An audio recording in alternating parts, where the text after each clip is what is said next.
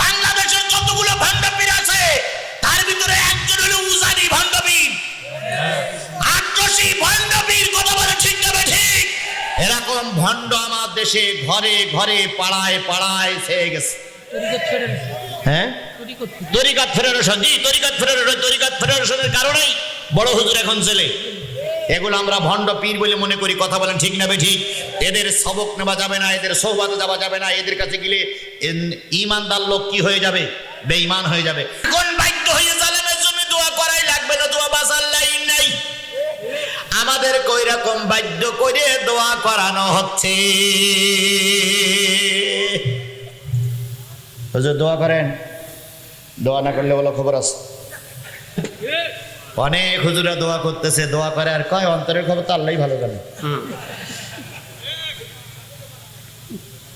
অন্তরের খবর আল্লাহই ভালো জানে।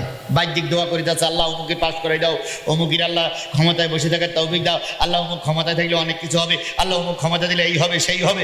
এবার বাইরে যাওয়ার পরে আপনি তার জন্য দোয়া করলেন, ও ভাই অন্তরের খবর আল্লাহ ভালো জানে।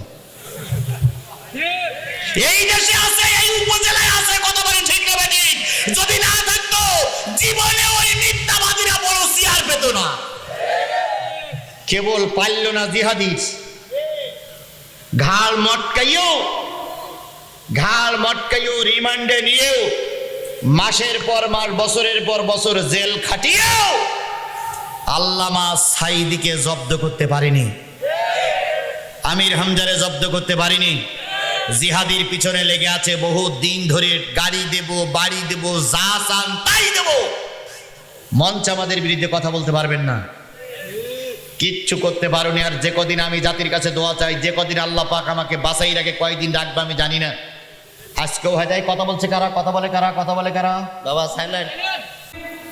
কোরআন এবং হাদিস থেকে মূল্যবান বক্তব্য পেশ করার জন্য সনির্বন্ধন অনুরোধ করছি।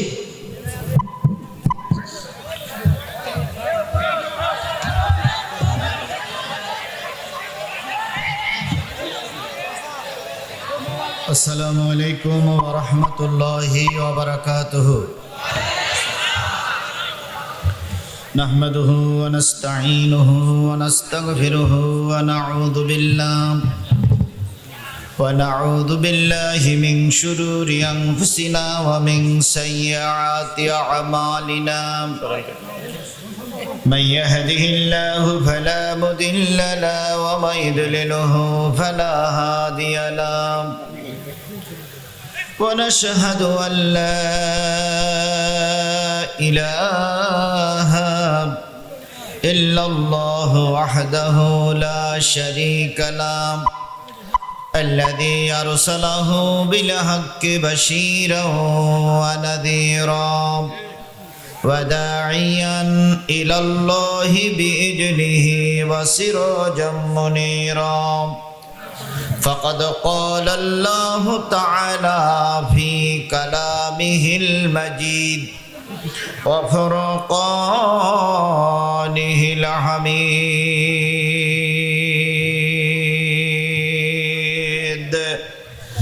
أعوذ بالله من الشيطان الرجيم. بسم الله الرحمن الرحيم. واتل عليهم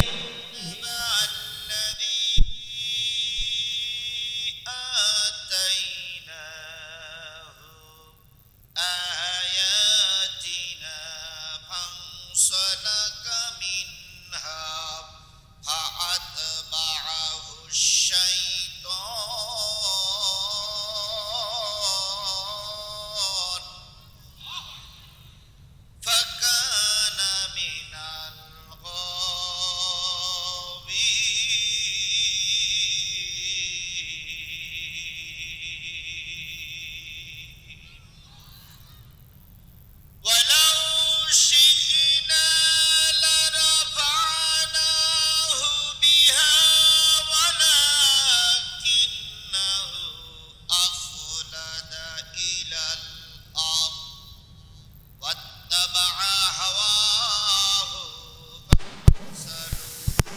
كمثل القلب إن تحمل عليه يلهث أو تتركه يلهث ذلك مثل القوم الذين كذبوا بآياتنا فاقصص القصص لعلهم يتفكرون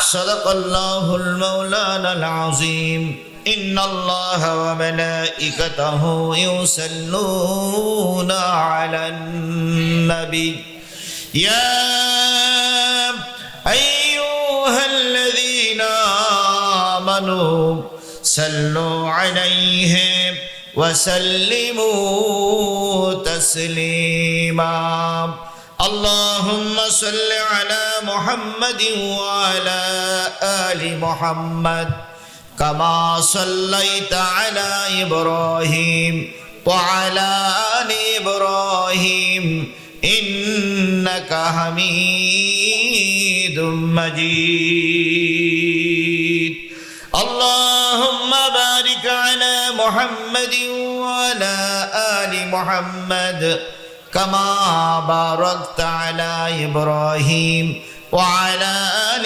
إبراهيم إنك حميد مجيد لا إله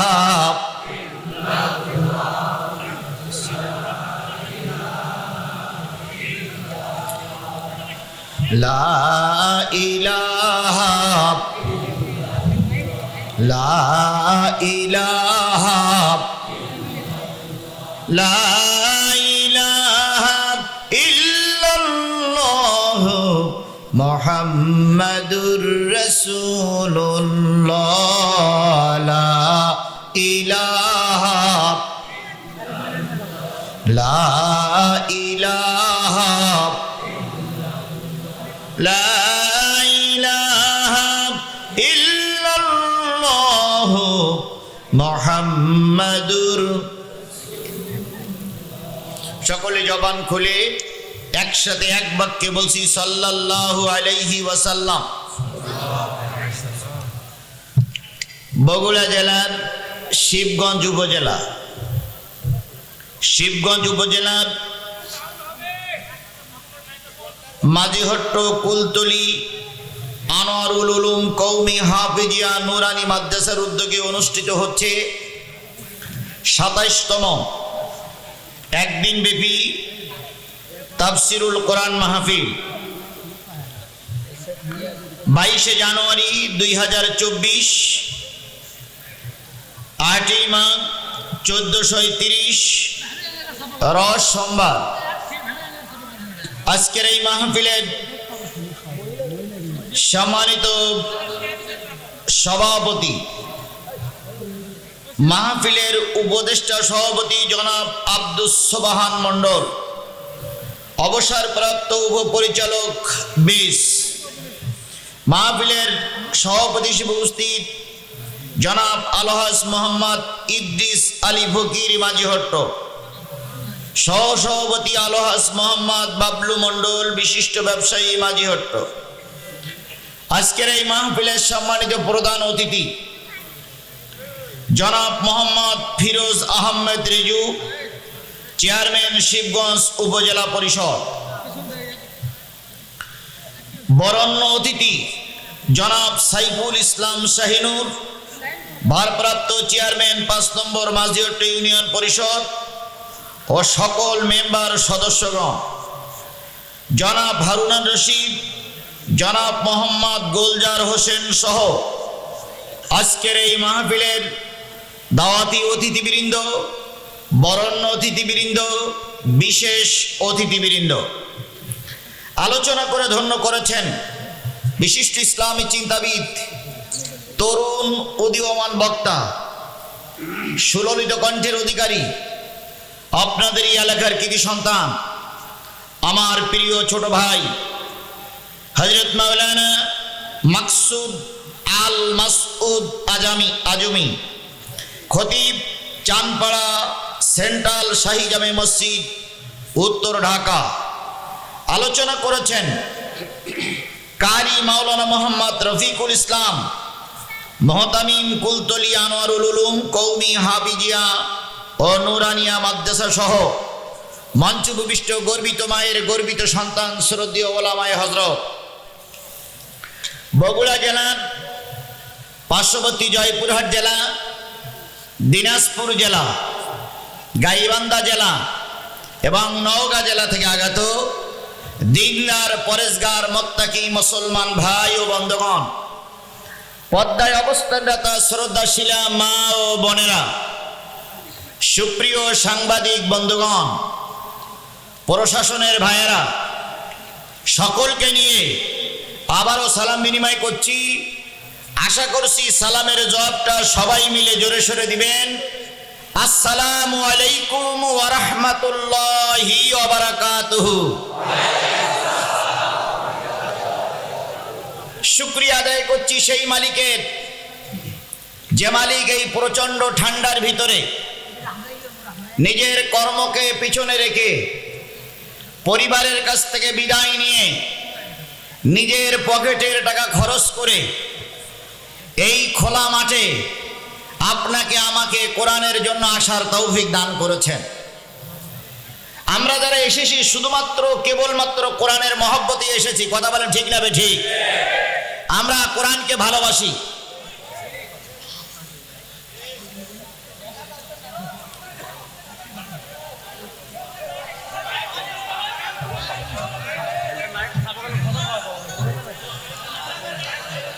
আচ্ছা বুঝলাম, এবার আপনারা দেখতে পাচ্ছেন না, এইবার এনারা তো দেখতে পাবে না।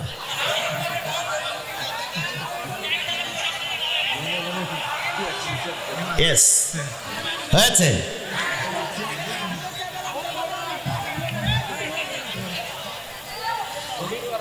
আচ্ছা, 50 কিলোমিটার দূর থেকে এসে যদি হুজুরির মুখ না দেখা যায়, এটা তো খুবই ব্যথা। আচ্ছা, এই লোকগুলো উঠে যাচ্ছে কেন? ওনাদের কি সমস্যা হলো? ও মাদ্রাসা ছাত্র, তো ওনারা কি কয়টা পর্যন্ত সময় নিয়ে আসছিলেন? শুরুই হতে বললো না, তার আগে চলে যাচ্ছে। এই মাদ্রাসারই হতে পারে। ও, এই মাদ্রাসার হতে পারে। তো যে মালিক আপনাকে আমাকে নির্ভেজাল কোরআন শোনার জন্য আসার তৌফিক দান করেছেন, আমরা সে মালিকের দরবারে শুকরিয়া আদায় করছি। সকলে মিলে বলছি আলহামদুলিল্লাহ। আমি প্রায় বলি পৃথিবীর সব জায়গায় ভেজাল আছে, ভেজাল আছে না?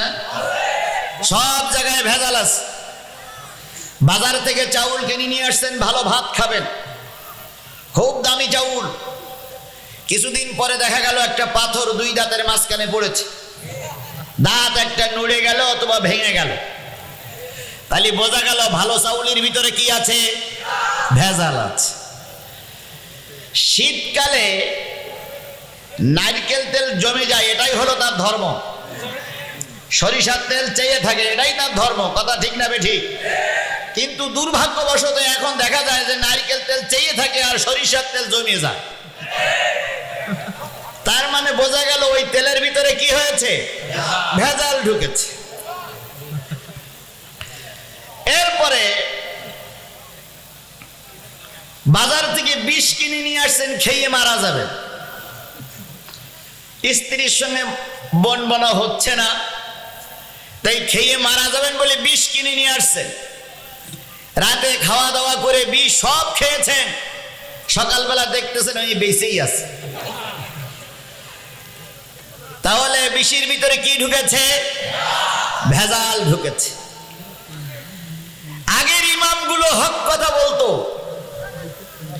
এখন আর ইমামগুলো হক কথা বলে না। কেউ চাকরির ভয়ে, কেউ নেতার ভয়ে, কেউ মামলার ভয়ে, কেউ হামলার ভয়ে। তাহলে ও হুজুরগুলোর ভিতরে কি ঢুকেছে? ভেজাল ঢুকেছে। আগের নেতারা জনগণের সাপোর্ট নিয়েই নেতা হতো, এখন অধিকাংশ নেতারা পাম্পট্টি দিয়ে পাসলেই মাসলেই নেতা হয়।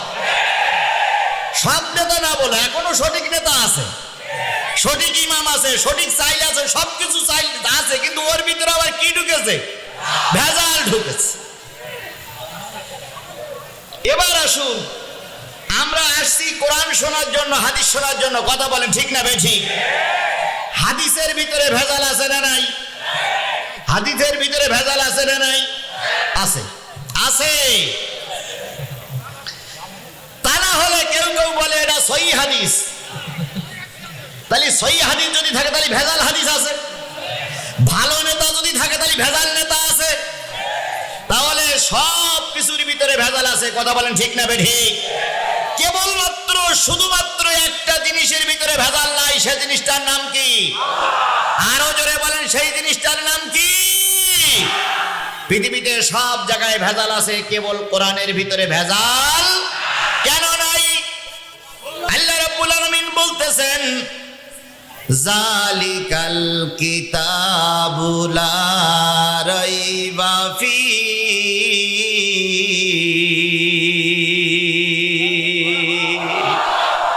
শোনো দুনিয়ার মানুষ, এটাই সেই কিতাব যেই কিতাবের ভিতরে কোনো ভেজাল, যেই কিতাবের ভিতরে কোনো ভেজাল নাই। আল্লাহ তাআলা আর এক জায়গায় বলতেছেন, নাহানু নাযালনা যিকরা ওয়া ইন্না লাহু লাহাফিজুন।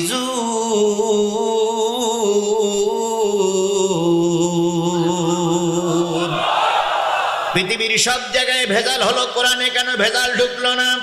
আল্লাহ তার জবাব নিজেই দিচ্ছেন, এই কোরআন নাজিল করেছি আমি আল্লাহ, আর এই কোরআনের হেফাজতের দায়িত্ব আমি আল্লাহ নিজেই নিয়ে নিয়েছি।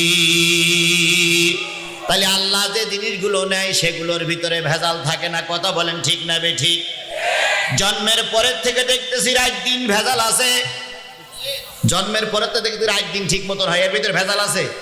জন্মের ভিতর থেকে দেখতেছি গ্রীষ্মকাল হয়, শীতকাল হয়, বর্ষাকাল হয়, এর ভিতরে ভেজাল নেই। কারণ এগুলো নিয়ন্ত্রণ করে কে? আল্লাহ। যেগুলো নিয়ন্ত্রণ করে ওইগুলোর ভিতরে ভেজাল থাকে না। এক প্রেসিডেন্ট বলেছিল উপজেলায় শান্তি, পক্ষান্তরে আর একজনের বলল উপজেলায় অশান্তি। তাহলে একজন উপজেলায় শান্তি দেয় আর একজন উপজেলায় অশান্তি দেয়, কারণ ওরা হলো মানুষ নিয়ন্ত্রিত। মানুষ নিয়ন্ত্রিতর ভিতরে শান্তি থাকে না। আল্লাহ যারা নিয়ন্ত্রণ করে ওটার ভিতরেই শান্তি। তাহলে বলুন তো, কোরআন নিয়ন্ত্রণ করেছেন কে? তাই এর ভিতরে কি নাই? ভেজাল নাই। এবার আসুন, এই কোরআন যারা শুনতে আসে আর যারা শোনে তাদের ভিতরেও ভেজাল নাই। তাদের ভিতরেও ভেজাল। যেগুলো ভেজাল আছে, রক্তে ভেজাল, কামে ভেজাল, ইমানে ভেজাল, জন্মে ভেজাল, তারপরে বাপের বিয়েতে ভেজাল, ওর বিয়েতে ভেজাল, ওই সেইগুলো চার দোকানে বাদামের দোকানে ঘুরিয়ে বেড়াচ্ছে। আর যেগুলো ভেজাল নাই সেইগুলো কোরআনের মাহফিলে এসে বসে গেছে। কথা বলেন ঠিক না বেঠিক? আবার এর ভিতরেও কিছু ভেজাল মার্কা লোক আছে, কিছুক্ষণ পরে দেখবেন বিভিন্ন অজুহাত খাড়া করে টুক টাপ করে উঠে যাবে। এগুলো ভেজাল। তাহলে আল্লাহ যে অগণিত মানুষের ভিতরে নির্ভেজাল করে আপনাকে আমাকে কোরআনের মাহফিলে বসার সুযোগ দিয়েছেন, এজন্য কার শুকরিয়া আদায় করব? সবাই মিলে বলছি আলহামদুলিল্লাহ। ভাই, আপনারা যারা দাঁড়ায় আছেন, আপনাদের সঙ্গে নিশ্চয়ই আমার জমি জায়গা নিয়ে মামলা আছে। ইট পেটকেল নিয়ে দাঁড়াই থাকলে মেরি দৌড়ি মারে। বসেন, দাঁড়াই থাকলে খারাপ দেখা যাচ্ছে। বিশ্ব মানবতার শ্রেষ্ঠ বন্ধু, সমস্ত নবী রাসূলদের শ্রেষ্ঠ রাসূল, আমাদের প্রিয় ভাজন নেতা, যার সুপারিশ ছাড়া কোনো মানুষ জান্নাতে যেতে পারবে না, সেই নন্দিত নেতার নামে দুরূদ আর সালাম সবাই মিলে বলছি সাল্লাল্লাহু আলাইহি ওয়াসাল্লাম। বন্ধুগণ, এই যে কষ্ট করে এসেছি আমরা কি শোনার জন্য? সবাই মিলে বলুন, কি শোনার জন্য? এই কোরআনের বিষয়বস্তু কি? এই কোরআনের বিষয়বস্তু কি? এই কোরআন নাযিল হয়েছে কাদের জন্য? হুদাল লিন্নাস, মানুষের জন্য এটা একটা হেদায়েতের কিতাব। কিসের কিতাব? হেদায়েতের কিতাব। এর থেকে মানুষ শিক্ষা নেবে। অবশ্যই এর ভিতরে গরুর কথা আছে, ছাগলের কথা আছে, ভেড়ার কথা আছে, উটদুম্বার কথা আছে, পাহাড় পর্বত নদী নালার কথা আছে, গাছপালার কথা আছে, কিন্তু ওগুলো মানুষের কল্যাণের জন্য। মূলত কোরআন নাজিল হলো মানুষের হেদায়েতের জন্য। আর এই হেদায়েত নিয়ে যারা চলবে তারাই হলো মুত্তাকি। তারাই কি? হুদাল্লিল মুত্তাকিন। যারা হেদায়েত নেবে তারাই হবে মুত্তাকি। আমরা কোরআন থেকে হেদায়েত নিতে চাই। কথা বলেন ঠিক না বে ঠিক? তাহলে কোরআন নাজিল হলো কাদের জন্য? আপনারা কি? সবাই মিলে বলুন, আপনারা কি? হিন্দুরা কি? খ্রিস্টানরা কি? বৌদ্ধরা কি? পাদ্রীরা কি? আমরা কি? তাহলে এই কোরআন কাদের জন্য? তাহলে এর থেকে হেদায়েত নেবে মানুষ। সুতরাং আপনি যদি মানুষ হন, যদি মনুষ্যত্ব আপনার ভিতরে থাকে, বাপ মা যদি বৈধ হয়ে থাকে, আর আপনি যদি মানুষ তুমি জন্ম নিয়ে থাকেন, অবশ্যই এই কোরআন থেকে আপনাকে হেদায়েত নেওয়া লাগবে। তাহলে কোরআন তো আমাদের জন্য নাজিল হয়েছে, তাই না? এবার আসুন, ক্লাসে 3 ভরে উঠলো ছেলে মেয়ে, এদের একটা বই দেওয়া হলো। বইয়ের ভিতরে কিছুটা গদ্য থাকে, কিছুটা পদ্য থাকে। গল্পের বইতে কথা বলেন। এই কোরআনের ভিতরে বিষয়বস্তু সূচিপত্র কয়টা? 114টা সূরা অংশ, কিন্তু এই 114টা সূরা নাজিল হয়েছে 5টা বিষয়ের উপরে। কয়টা? নাযালাল কোরআন আলা খামসিন। 5টা বিষয়ের পরে কোরআন নাজিল হয়েছে। ভালো করে খেয়াল করেন। আওয়ামী লীগ যারা, বিএনপি যারা, জাতীয় পার্টি যারা, জামাত ইসলাম যারা, চরমনাই, হেফাজত, যা হোক না কেন, আমরা সবাই তো মানুষ। মানুষের উপরে আর কোনো পরিচয় নেই। কেউ নামাজি, কেউ বেনামাজি, কেউ এ দল, কেউ সে দল, কেউ চোর, কেউ ডাকাত, কেউ খুনি, কেউ সন্ত্রাসী, কেউ মারামারি করার পক্ষে, কেউ মামলা দেওয়ার পক্ষে, কেউ মামলা খাওয়ার পক্ষে। এখন আমরা তো সবাই মানুষ। এই মানুষের জন্য আল্লাহ রাব্বুল আলামিন বলেন, নবী বলেন, নাযালাল কোরআন আলা খামসিন, হালাল, হারাম, মুহকাম, মুতাশাবিহা, আমসাল, ফাহাল্লা হালালাহু, ফাহাররামা হারামাহু, আমিনু মুহকামান, আমিনু মুতাশাবিহান, ফাতাবিরুল আমসাল ইল্লা ফাদাখালাল জান্নাহ। তাহলে কয়টা বিষয়? 1 নম্বর হলো হালাল। 1 নম্বর কি? সবাই মিলে বলুন, 1 নম্বর কি? এবার আসুন, গরুর গোশত খাওয়া কি? ছাগলের গোশত খাওয়া কি? মহিষের গোশত খাওয়া কি? কুকুরের গোশত খাওয়া কি?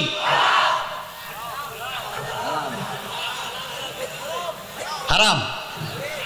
এবার বলুন তো, কুকুর জবাই করলি গোশত লাল না সাদা? ছাগল জবাই করলি গোশত লাল না সাদা? তাহলে ছাগলের গোশত লাল, কুকুরের গোশতই লাল, কিন্তু কুকুরের গোশত খাওয়া হারাম কে করে দিয়েছে? এই জন্য গোশের মতন গোশ দেখলেই খাওয়া যাবে না।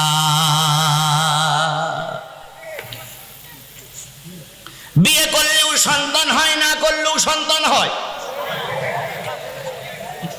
হয় না? বিয়ে করলেও সন্তান হয়, না করলেও সন্তান হয়। বিয়ের আগে যে সন্তান হয়, সন্তানটা কি সন্তান? অবৈধ সন্তান।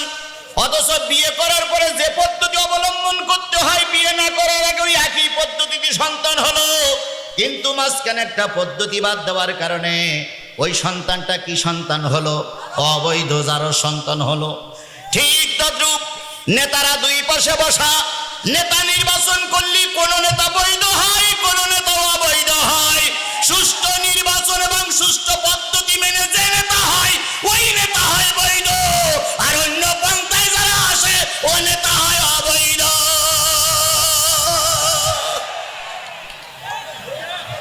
লাইন কিন্তু সব একই, কিন্তু কেউ বৈধ, কেউ অবৈধ। এবার আসুন, তাহলে এই কোরআনে প্রথম কি? হালাল। প্রথম কি? হালাল। এরপরে 2 নম্বর কি? হারাম। হারাম মানে কি? নিষিদ্ধ, সেগুলো করা যাবে না। যেমন সুদ খাওয়া হারাম, ঘুষ খাওয়া হারাম, তারপরে চুরি করা হারাম, ডাকাত করা হারাম, জেনা করা হারাম, ব্যভিচার করা হারাম, মিথ্যা কথা বলা হারাম, এগুলো সব হারামের, এগুলো করা যাবে না। 3 নম্বর কোরআনে আছে হুকুম। কি কোরআনে আছে? কি? আমার শ্রদ্ধেয় উপজেলা চেয়ারম্যান নামাজের কথা বলেছেন। এই নামাজের কথা কোরআন শরীফে কয় জায়গায় আছে? 82 জায়গায়। আকিমুস সালাহ ওয়া আতুজ যাকাত, নামাজ কায়েম করো, যাকাত আদায় করো।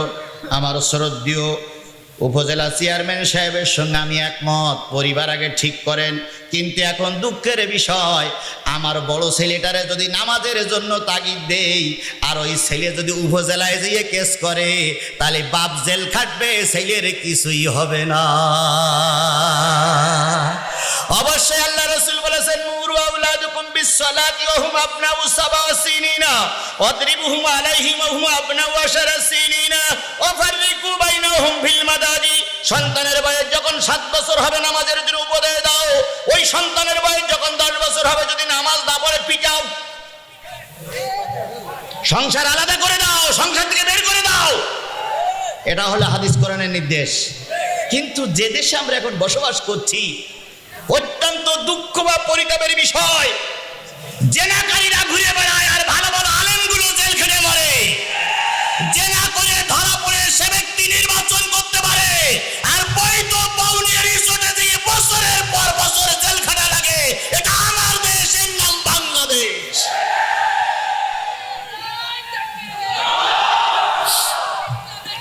আমার ভাইরা, আমার কথা বলতে দেন। আমার ভাইরা, তাহলে 3 নম্বর কি? হুকুম। 3 নম্বর কি?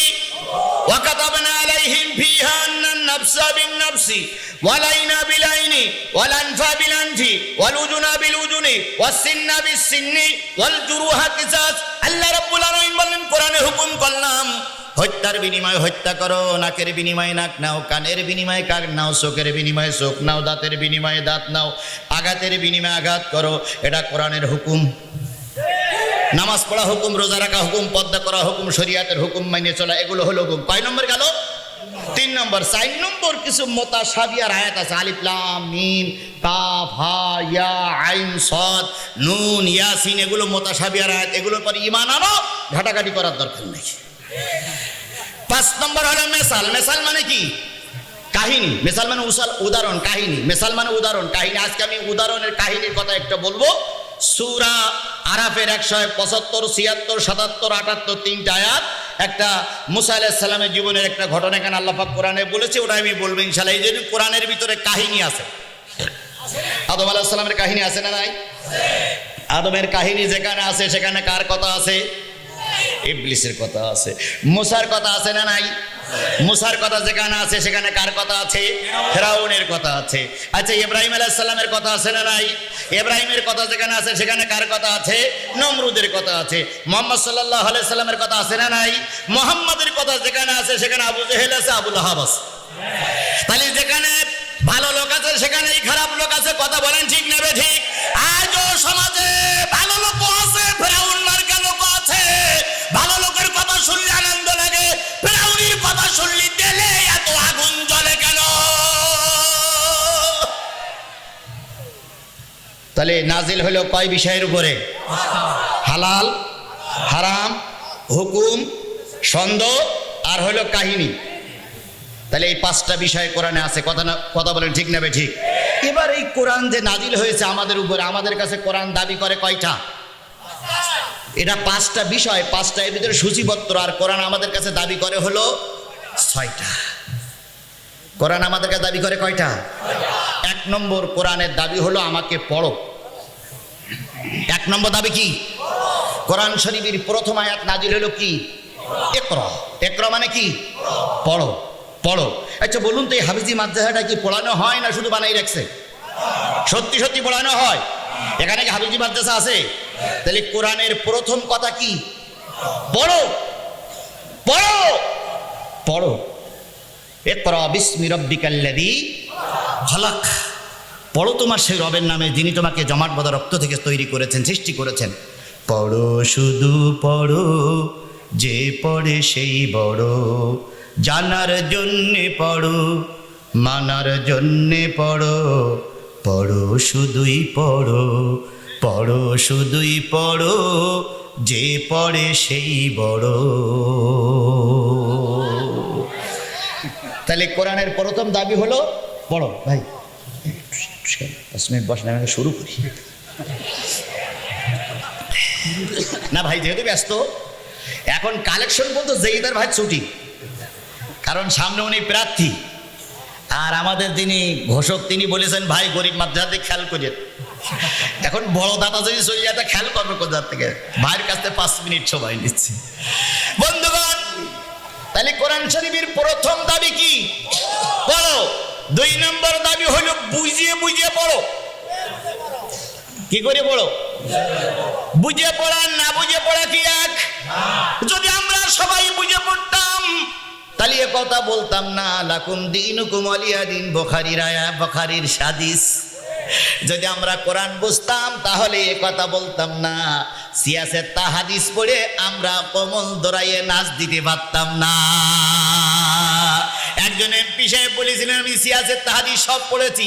সিয়াসেত হাদিস যদি পড়ে থাকো তোমার মাথায় কাপড় দিয়ে চলতে হবে, এটা কি সিয়াসেত হাদিসের ভিতরে নাই? তোমার পর্দা করতে বলে কি সিয়াসেত হাদিসের ভিতরে ছিল না? তোমার শরীর প্রদর্শনী বন্ধ করতে বলে কি সিয়াসেত হাদিসের ভিতরে ছিল না? যদি আমরা বুঝে পড়তাম দয়া করে আমাদের ভিতরে এই দোষটা ঢুকতো না। তাহলে কোরআনের দাবির 1 নম্বর হলো পড়ো, 2 নম্বর কি? বুঝে পড়ো। 3 নম্বর হলো যতটুকু পড়িয়েছো ততটুকুর পরে কি করো? আমল করো। জানার মানা এক জিনিস নয়। আমি মঞ্চে 2 ঘন্টা বক্তৃতা করে গেলাম, ভাইরা আমার, বোনেরা আমার, নেতারা আমার, নেত্রীরা আমার, 5 ওয়াক্ত নামাজ পড়বেন, রমজানের রোজা রাখবেন, বিপদায় থাকবেন না, অথচ ওনার বেয়েই ন্যাংটা হয়ে চলিতেছে।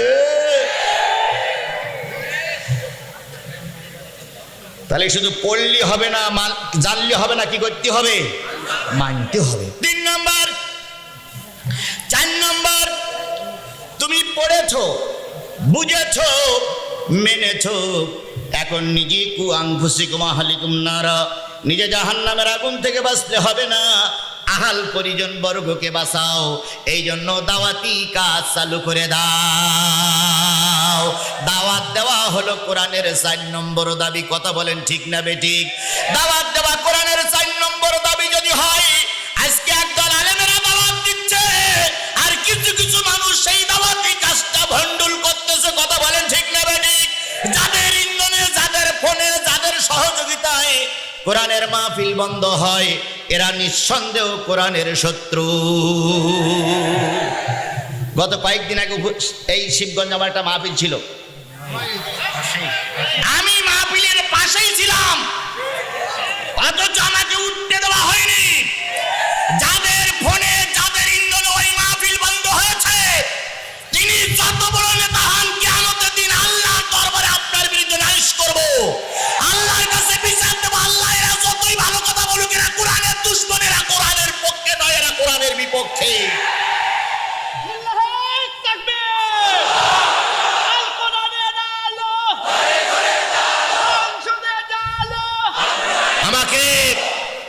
আমাকে বলা হয় হুজুর রাজনীতি করবেন না। আচ্ছা, আমি রাজনীতি করতে যাব কেন? রাজনীতি করুক যারা সামনে নির্বাচন করবে। কি ভাই যথার্থ বলেছেন, একদল পক্ষে আর একদল বিপক্ষে। আমি কোনো পক্ষে নেই। আমি কিসের পক্ষে? আমি কিসের পক্ষে? যদি পক্ষে আর বিপক্ষের লোকগুলো যদি এক প্ল্যাটফর্মে আমরা আসতে পারতাম, আল্লাহর কসম এত মানুষের নামে মামলা হতো না, এত মানুষের জীবন দিতে হতো না। আমার দেশের একটা মানুষ মারা যাচ্ছে, আপনার ওই সবচেয়ে বড় চেয়ারের চাইতে আমার দেশের একজন মানুষের মূল্য আপনার কাছে, আল্লাহর কাছে বেশি টাকা দরকার ছিল। অথচ মানুষগুলো পাখির মতন মরে যায়, আর ওনারা ক্ষমতা নিয়ে শুধু জেদা জেদি গুত্তি করতে থাকে। কিসের ক্ষমতা? যদি মানুষের পরে মহব্বত না থাকে, ওই ক্ষমতার 1 পয়সাও দাম নাই। আপনাদের মতন পার্টি নেতা আমাদের দরকার নেই, আমাদের দেশ আগে বাঁচাতে হবে। তাহলে যে জিনিসটা বোঝাতে চাচ্ছিলাম সেটা হলো দাওয়াত দিতে হবে মানুষকে কোন দিকে। এবার দাওয়াত দিয়েছেন, 4 নম্বর কাজ শেষ। আপনার দাওয়াতে বহুত লোক একত্রিত হয়েছে। আল্লাহ রাব্বুল আলামিন বলেন, যদি একত্রিত হয়ে যায় ওই লোকগুলোরে জামাতবদ্ধ করে ফেলো। ওয়াতাসিমু বিহাবলিল্লাহি জামিয়া, ওই মানুষগুলোরে একত্রিত করে ফেলো কিসের ছায়াতলে? আরো জোরে বলেন কিসের ছায়াতলে? এর নাম কিন্তু জামাত ইসলাম না। অনেকের মনে করে জামাত ইসলাম না, এর নাম জামাত ইসলাম না। তাবলিগ জামাতওয়ালারা এক জায়গায় হয়, তাই তাদেরকে বলা হয় তাবলিগ জামাত। ওই রাজশাহীতে কি বলে আহলে হাদিসের লোক হয়, তাই বলে জামাত। বিভিন্ন মসজিদে নামাজ পড়ি ওনারা বলে জামাত। জামাত মানে কি? একত্রিত হওয়া, সংঘবদ্ধ হওয়া। কোরআনের দাবি আমাকে পড়ো, বুঝে বুঝে পড়ো, আমল করো, মানুষকে আহ্বান করো। এবার মানুষের আহ্বান যদি ডাকা দিয়ে সাড়া দেয় তাহলে সবাইকে কি করো? জামাতবদ্ধ হয়ে একত্রিত হও। এবার একত্রিত হয়ে গেছে। আগে তুমি কথা বললে কেউ তোমার পক্ষে ছিল না, এখন বহুত লোক তোমার পক্ষে। তাহলে এবারেই কোরআনের আইন দেশে চালু করার জন্য পরিকল্পনা নিয়ে কোরআনের আইন চালু করো। কোরআনের আইন চালু করার আগে কয়টা ঘাত পেরিয়ে আসতে হবে? রাতারাতি বোম মেরে, কিছু পুলিশ হত্যা করে, কিছু কি বলে বিচারালয়ে বোম মেরে নিজে নিজে রাতারাতি ইসলাম কায়েম করতে গেলে সেই ইসলাম টিকানো যায় না। 5টা ধাপ পেরিয়ে তারপর ইসলাম কায়েম করতে হয়। সেই 5টা ধাপ পেরিয়ে আজকে আপনাদেরকে একত্রিত হওয়া তৌফিক যে আল্লাহ পাক দিয়েছেন কোরআনের জন্য, আমরা সেই কোরআনের জন্য একত্রিত হতে পেরেছি। শেষ পর্যন্ত আল্লাহ পাক আপনাকে আমাকে কবুল করুক। সকলে বলুন আমিন। আরো জোরে বলেন আমিন। আমি যে 6টা কথা বললাম, এই 6টা কথা আমল করতে গেলে তো মাদ্রাসার দরকার। মাদ্রাসা ছাড়া বাড়ি বসে বসে আমল করলে হবে? তাহলে এখানে একটা হাফিজিয়া মাদ্রাসা আছে। এই মাদ্রাসায় এই মাহফিলটা করতে কত খরচ হয়েছে বলে মনে হয়?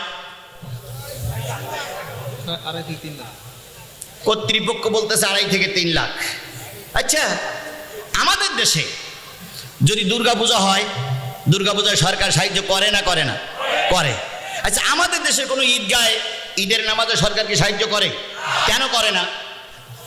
না না, করে না এই কারণে ওরা হলো সংখ্যা লঘু আর আমরা সংখ্যা গরিষ্ঠ। এই জন্য আমরা ধর্ম করবো আমাদের পয়সায় আর ওরা ধর্ম করবে সরকারের পয়সায়। তাই হচ্ছে তো। মন্দিরগুলো সরকার বানাই দিচ্ছে, তারপরে পুজো আস্তানায় সরকার সাহায্য করতেছে, আমাদের এতে সাহায্য করবে না। তবে আমাদের এই মাহফিলে 2.5 লাখ টাকা খরচ হয়েছে। যদি সম্মানিত উপজেলা চেয়ারম্যান ভাই ফিরোজ ভাই 1 লাখ টাকা দেয়, আর ভারপ্রাপ্ত চেয়ারম্যান আগামীতেও চেয়ারম্যান হোক, এটা আমরা দাবি করি, আমরা আল্লাহর কাছে দোয়া করি। উনি যদি 1 লাখ দেয় তাহলে 2.5 লাখের কয় লাখ হয়ে গেল? 2 লাখ হয়ে গেল। বাকি 50,000 আমরা সবাই মিলে দেব। তাহলে আর আগামীকাল কর্তৃপক্ষ ঋণগ্রস্ত থাকবে না। এখন নেতারা 2 জনের 2 লাখ দেখ, এটাকে আপনারা একমত? কারা কারা একমত? হাত তুলে দেখান তো। মাশাআল্লাহ মাশাআল্লাহ, জাযাকাল্লাহ। আচ্ছা, হয়েছে। এবার আসুন, এই শিবগঞ্জ উপজেলায় কয়টা প্রোগ্রাম হবে বছরে? ধরেন 50টা। তা 50টা প্রোগ্রামে যদি উপজেলা চেয়ারম্যানের 1 লাখ কোটি টাকা দিতে হয় তাহলে কয় লাখ দেওয়া লাগবে? 50 লাখ। তাহলে জমি যেটুকু আছে তো বিক্রি করাই লাগবে, সব বিক্রি করা লাগবে। চেয়ারম্যানের অবস্থাও তো তাই। আমরা ওখান থেকে 2 জনের মাইনাস করে দেই। আমাদের বিবেক তো থাকা উচিত নাকি? বিবেক আছে আমাদের। 2 জনকে মাইনাস করে ওনার 50 মাইনাস, এনার 50 মাইনাস। ওনারা 2 জন দেখ 1 লাখ, আর আমরা এই 30,000 লোক দেব 1.5 লাখ। ওনারা 2 জন দেবে 1 লাখ, আমরা 30,000 লোক দেবো কয় লাখ? 1.5 লাখ। আর 2.5 লাখ হবে না তো। এই 2.5 লাখ টাকা হলে আগামীকাল কর্তৃপক্ষ ঋণ থাকবে। বড় আশা, হাফিজি মাদ্রাসাগুলো সরকারি অনুদান আসে না। এই মাদ্রাসায় এই মাহফিলে জিহাদিকে দাওয়াত করার উদ্দেশ্য হচ্ছে লোক জড়ো করা। লোক জড়ো হলে মাহফিলটা ভালো হবে, কর্তৃপক্ষ ঋণগ্রস্ত থাকবে না। এই জন্য অনেক কষ্ট করে, অনেক মেহনত করে, অনেক ঝুঁকি নিয়ে, অনেকের কাছে বকাঝকা শুনে, অনেকের কাছে মোসলেখা লিখে দিয়ে কোরআনের মাহফিলটা দিয়েছে। আমরা কি চাই এই মাদ্রাসার মানুষেরা ঋণগ্রস্ত থাক? চাই চাই আপনার ছেলে নেই, আল্লাহ রসুল বলেছেন যদি বড় আলেম হও, না হলে ছাত্র হও, না আলেমদের সঙ্গে মহব্বত রাখো, না আলেম রাজা বলে তাই শুনে চলো।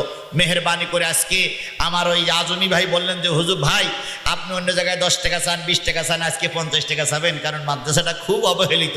তাহলে আজকের এই মাহফিলে যাদের কাছে 50 টাকা আছে কোরআনের জন্য, শুধু কোরআনের জন্য, আমি কোরআন নিয়ে আপনাদের কাছে হাত পাতবো, আমি নয়, এই টাকা আমি পকেটে করে নিয়ে যাব না, কোরআনের জন্য আজকের এই কোরআনের উপরে 50টা টাকা দিয়ে মাদ্রাসাকে একটু সহযোগিতা করা যাবে ভাই? যাবে? যাবে?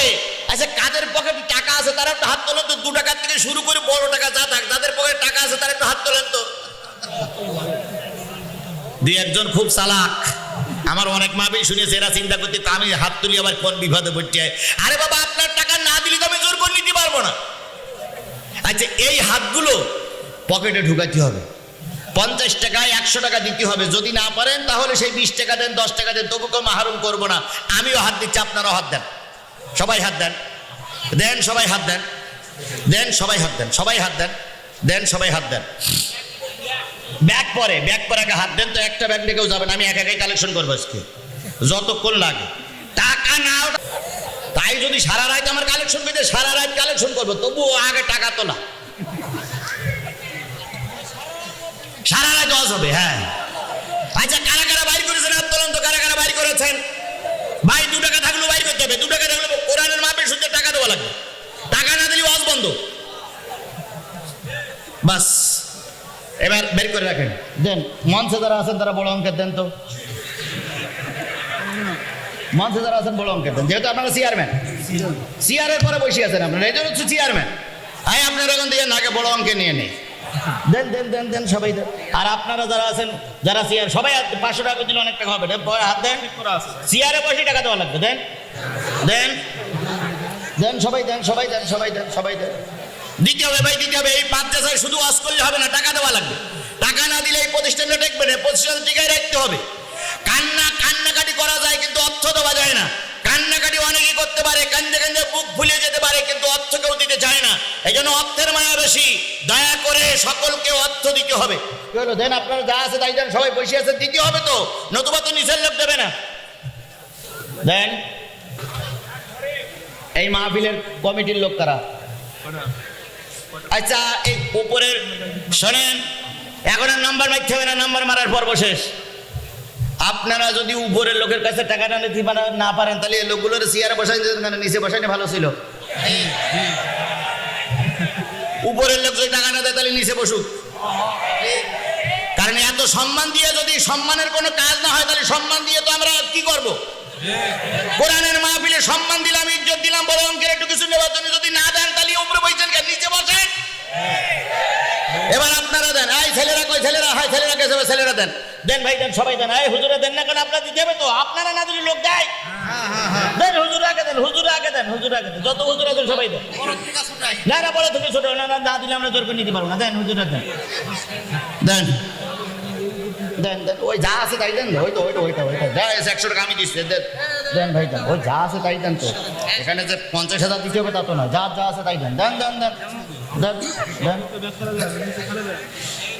হ্যাঁ, ব্যাগ যাচ্ছে, ব্যাগে দেন, ব্যাগে দেন ভাই। বুঝাইলে যদি কেউ না বোঝে তাহলে জোর করে বোঝানো যাবে না।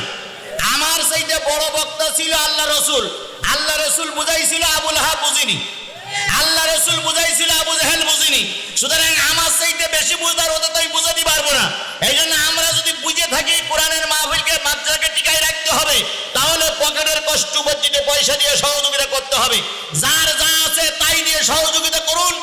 আর আল্লাহ রাব্বুল আলামিন এই মাদ্রাসাকে যেন টিকে থাকার তৌফিক দান করেন। তাড়াতাড়ি, আমি কিন্তু সারা রাত কালেকশন করবো না, ব্যাগগুলো ফিরে আসবে। মারহাবার কালেকশন আমি জীবনেও করি না, করতে পারি না। আপনার ভালো লাগলে মাদ্রাসায় দিবেন, কারণ সবাই টাকা সব জায়গায় কবুল হয় না। কারোর টাকা যাত্রায় কবুল হয়, কারোর টাকা সিনেমায় কবুল হয়, কারোর টাকা ভোট চুরিতে কবুল হয়, কারোর টাকা পরের মেয়ে লোকের পিছনে কবুল হয়, আর কারোর টাকা কোরআনের মাহফিলে, কোরআনের মাদ্রাসায় কবুল হয়। কথা বলেন ঠিক না বেটি? সবার টাকা সব জায়গায় কবুল হবে না, সবার টাকা সব জায়গায় আল্লাহ নেবে না, কারণ সব জিনিস সব জায়গায় শোভা পায় না, সব জিনিস আল্লাহ সব জায়গায় দেখায় না। এই জন্য মেহেরবানি করে আমরা যারা দিচ্ছি, মা বোনেরা আছেন তারাও দিবেন। একটা প্যাকেটে যদি অন্তত 10,000 করে টাকা আসে, অনেকগুলো টাকা হবে। কেউ মাহরুম করবেন না ভাই, সবাই মিলে দিবেন, সবাই মিলে দিবেন। কারোর কাছে যদি যেতে না পারে দয়া করে ডেকে ডেকে দেবেন, তবুও মাহরুম করবেন না। সবাই মিলে দেন, সবাই মিলে দেন। আল্লাহ সবাইকে কবুল করুক। এতক্ষণ যারা বক্তৃতা করলাম যে মাদ্রাসার দিকে খেয়াল করবো, তো মাদ্রাসার দিকে খেয়াল করবেন, শুধু টাকাই থাকলে তো খেয়াল হয় না। অর্থ দিতে হবে, ছাত্র দিতে হবে, লজিং রাখতে হবে, মাদ্রাসার ঘর বাড়ি করে দিতে হবে। সব মিলেই তো মাদ্রাসার দিকে খেয়াল রাখা। আল্লাহ কবুল করে একটু জিকির করেন সুবহানাল্লাহ। হুজুর পানি দেন তো, পানি নিয়ে আসেন।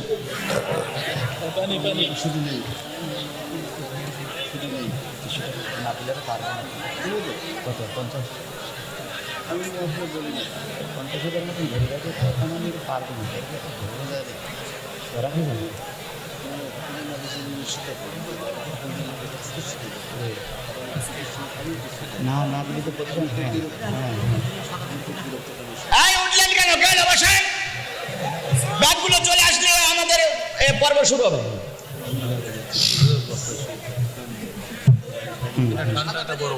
ঠান্ডা পানি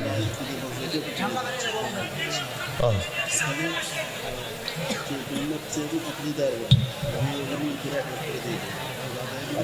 আচ্ছা আচ্ছা,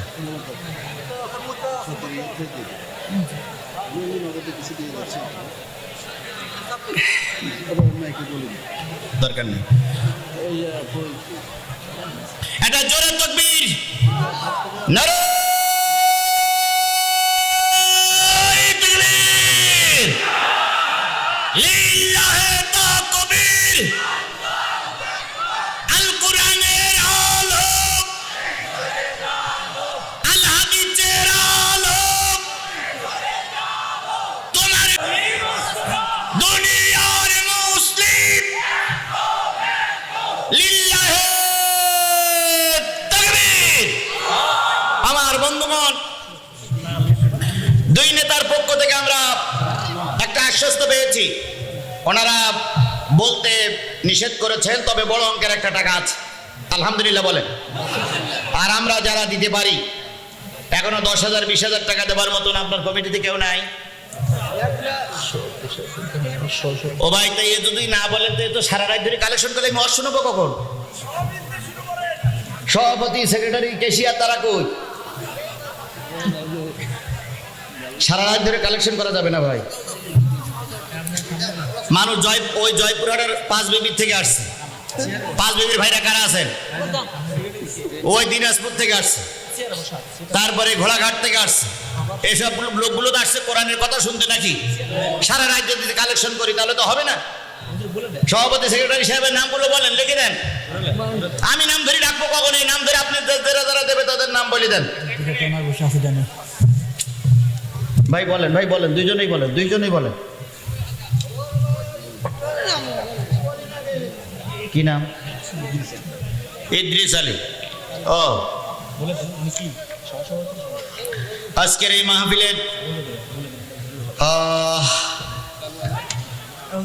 মাহফিলের সভাপতি জনাব ইদ্রিস আলী ভাই, উনি 20,000, 50,000 হলে আমরা খুশি হতাম, যেহেতু সভাপতি। উনি না 50,000ই হোক, ওনার নামে 50,000 লেখেন ভাই, ইদ্রিস আলী ভাই নামে। আর ভাই বলে 20,000 নগদ। কি নাম জানো ভাই? বাবলু মন্ডল।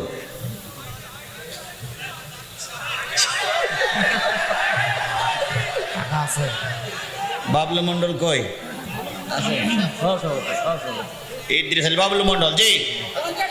হ্যাঁ শোনেন, হ্যাঁ, সভাপতি যদি 50 দেয় তাহলে সহসভাপতি তো নিচে থাকার কথা, সহসভাপতি তো উপরে ওঠে না।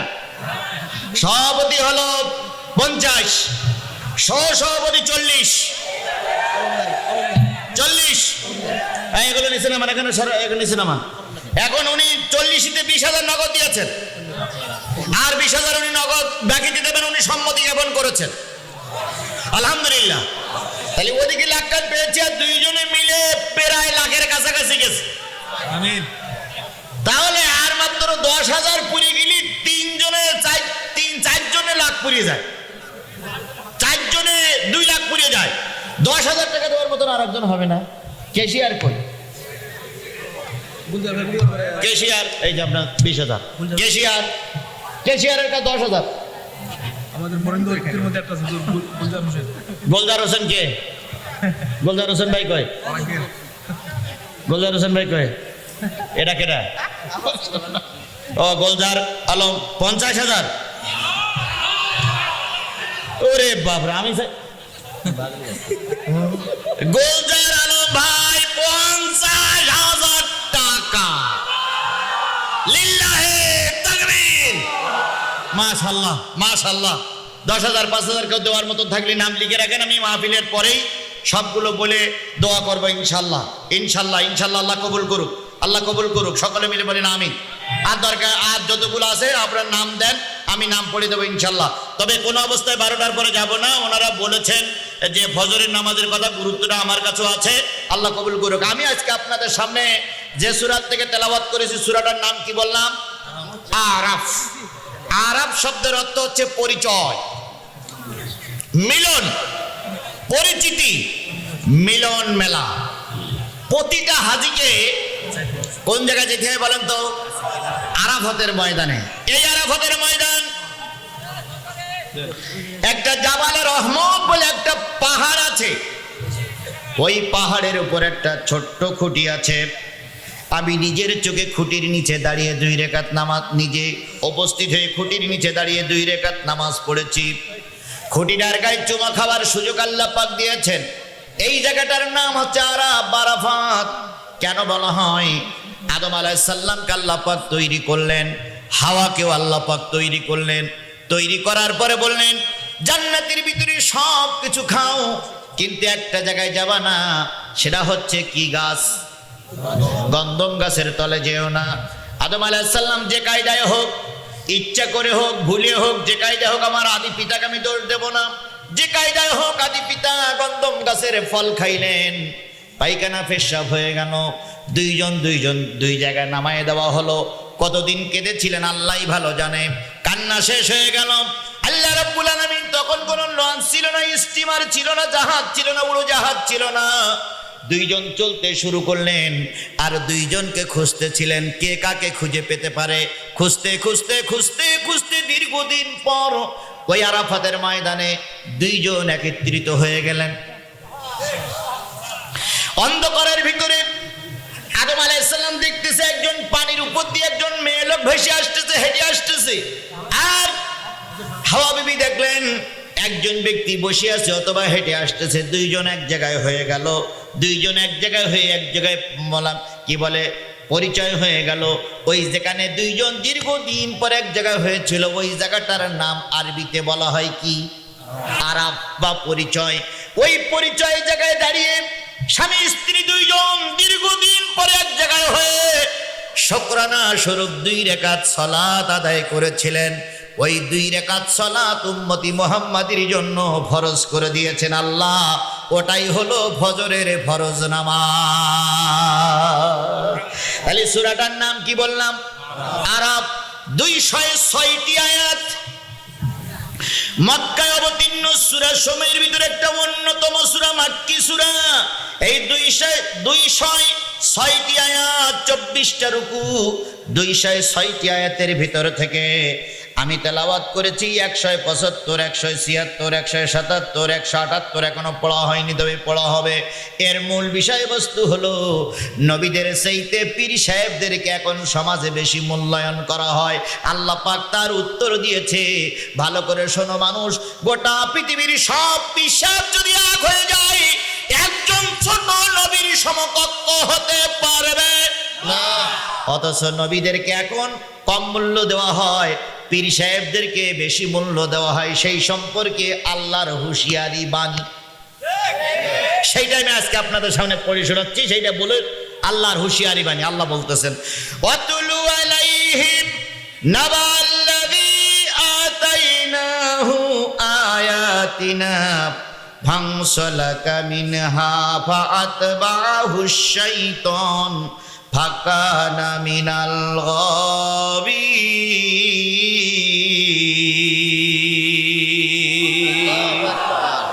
গাবিন। বহুত বছর আগের ঘটনা, আপনি জানতেন না। আপনাকে আমি জানাই দিচ্ছি, সেটা হলো অতলু মানে পাঠ করে শোনাও, পড়ি শোনাও না, কি করে শোনাও? পাঠ করে শোনাও। আমি দেখতেছি এটা হলো পড়া।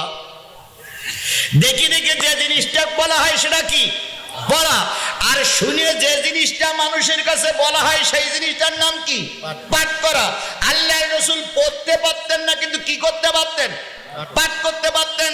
নবীকে বলা হলো ইকরা বিসমি রাব্বিকাল্লাযী খলাক, নবী রবের নামে পড়ো। নবী বললেন আমি তো কি করতে পারি না, পড়তে পারি না।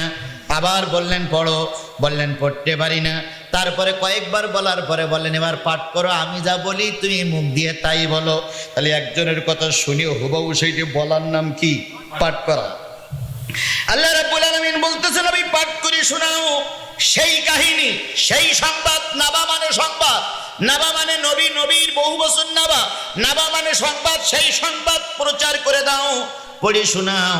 যা আমি একজন আমার নিকটতম বান্দাকে দিয়েছিলাম, ফাংসালাকা মিনহা, অথচ সে তার থেকে বেরিয়ে গেল।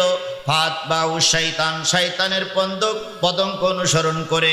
ফাকানা মিনাল গাবিন, তিনি হয়ে গেলেন নিচু শ্রেণীর মানুষের ভিতরে, তিনি হয়ে গেলেন পথভ্রষ্ট। এই যে লোকটার কথা পড়ি শোনা, ওই লোকটার নাম কোরআনে আসি নাই, ওই লোকটার নাম কোরআনে নাই, ওই লোকটার নাম হাদিসে আছে। হাদিসে আল্লাহ পাক ওই একজন জবরদস্ত পীরের নাম বলেছেন, যেই পীরটার মর্যাদা ছিল পৃথিবীতে আকাশচুম্বী। ওই লোকটার নাম হাদিসে আসছে বালাম বাউস। কি নাম? বালাম বাউস। বালাম ইবনে বাউর অথবা বালাম বাউস।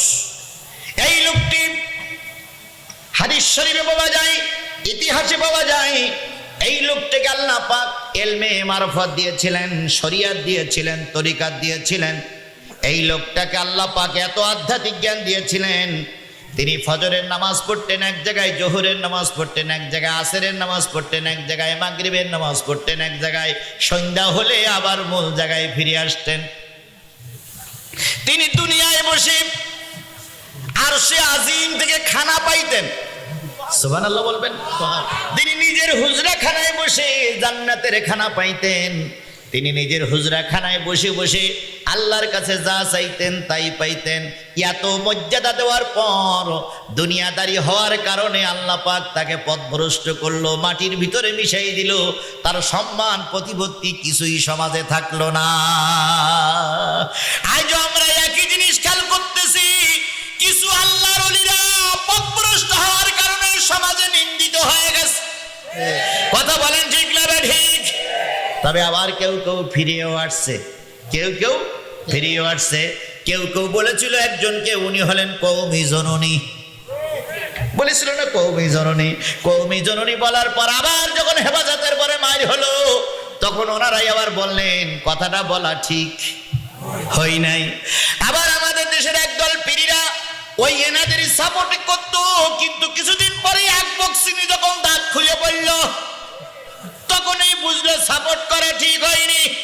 বাংলাদেশের আট্রসি বলে একজন পীর আছে, এই পীর সারা জীবন জালেমদের সহযোগিতা করেছে। এবারের নির্বাচনের কয়েকদিন আগে বলল, আমরা কারোর ক্ষমতায় যাবার সিঁড়ি হতে চাই না। বলতেছিলাম ওই লোকটার নাম কি? বালাম বাউস। তিনি এখানে বসতেন, চতুর্থ আসমানে যেতেন, বেহেশতে দুজক দেখার সুযোগ পেতেন। কিন্তু এই লোকটা পথভ্রষ্ট হয়ে গেল কিভাবে? আল্লাহ পাক বলেন ওয়ালাউ শিনা লারাফানাহু বিহা ওয়ালাকিন্না আখলাদা ইলাল আরদ। অতি মর্যাদা থেকে দিয়েছিলাম, অতি সম্মান থেকে দিয়েছিলাম, কিন্তু তিনি জমিনকে আঁকড়ে ধরলেন। পত্তাবা হাওয়াহু, নফসের বশীভূত হয়ে নফসের কাছে তিনি হেরে গেলেন। এবার আসুন মূল জায়গায় যাই। হযরত মুসা আলাইহিস সালাম লড়াই করেছিলেন কার সঙ্গে? জোরে বলেন কার সঙ্গে? ফেরাউনের সঙ্গে। ফেরাউন শেষ পর্যন্ত মুসারে মারার টার্গেট নিল। মুসা আলাইহিস সালাম বাঁচার জন্য 6 লক্ষ বনি ইসরাইল নিয়ে এক সময় চলতে শুরু করলেন। এ জালেমদের দেশে থাকা যাবে না, কারণ জালেম আমাদের ধর্ম কর্ম করতে দেয় না। তাহলে বোঝা গেল যেই দেশে ধর্ম কর্ম করতে বাধা হয় সেই দেশের থেকে হিজরত করে নবীদের বেলায় সুন্নত ছিল, তোমার আমার বেলায় একই সুন্নত। যদি দেশে কোরআনের কথা বলা না যায় তাহলে দেশ থেকে হিজরত করে অন্য দেশে চলে যেতে হবে। কেউ না বুঝলে আজহারি বুঝেছে, এই জন্য আজহারি সকাল টানে চলে গেছে। আরেকজন বুঝেছে কাজী মোহাম্মদ ইব্রাহিম, কথা বলেন ঠিক না ঠিক? কাজী মোহাম্মদ ইব্রাহিম কিন্তু এখন কোথায় নাই? দেশে নাই, বাংলাদেশ থেকে চলে গেছে। ওনারা কিন্তু অনেক আগেই চলে গেছে। এনাদের ধর্মে কর্মের কথা বলতে দেওয়া হয় না। অনেক ভালো ভালো লোক দেশের থেকে বিদায় হয়ে গেছে, কারণ জালেমদের অত্যাচার অনেকেই সহ্য করতে পারে না। কিন্তু আমরা যাব কই? সবাই যদি পালিয়ে যায় তাহলে নিজের দেশ রক্ষা করবে কে? কিছু আলেমরা বলে জিহাদি এত কঠিন কথা বলার দরকার নাই। আমার উপদেশ দেওয়া লোক, আমার ঠকানে লোক কিংবা আমার থামাইনে লোক এই মঞ্চেও দুই একজন আছে। অত রিস্ক দিয়ে কথা বলার দরকার নাই। এত রিস্ক দিয়ে কথা বলবেন কেন? চারিদিকে আপনার শত্রু। ওনারা কি কথাটা ভুল বলেন? না, ওনারা কথা ঠিকই বলে, কিন্তু আমি চিন্তা করি আজারি নাই। ইব্রাহিমও চলে গেল, আল্লামা সাঈদীকে মৃত্যুর কোলে ঢেলে দেওয়া হলো, বড় বড় আলেমগুলোর মুখ বন্ধ হয়ে চলে বসে আছে। ওই মুহূর্তে আমি জিহাদি যদি বন্ধ করে দেই জালেমেরা রাস্তায় নামবে। সুতরাং ওরা যতই অত্যাচার করুক ময়দান ছেড়ে যাওয়া যাবে না।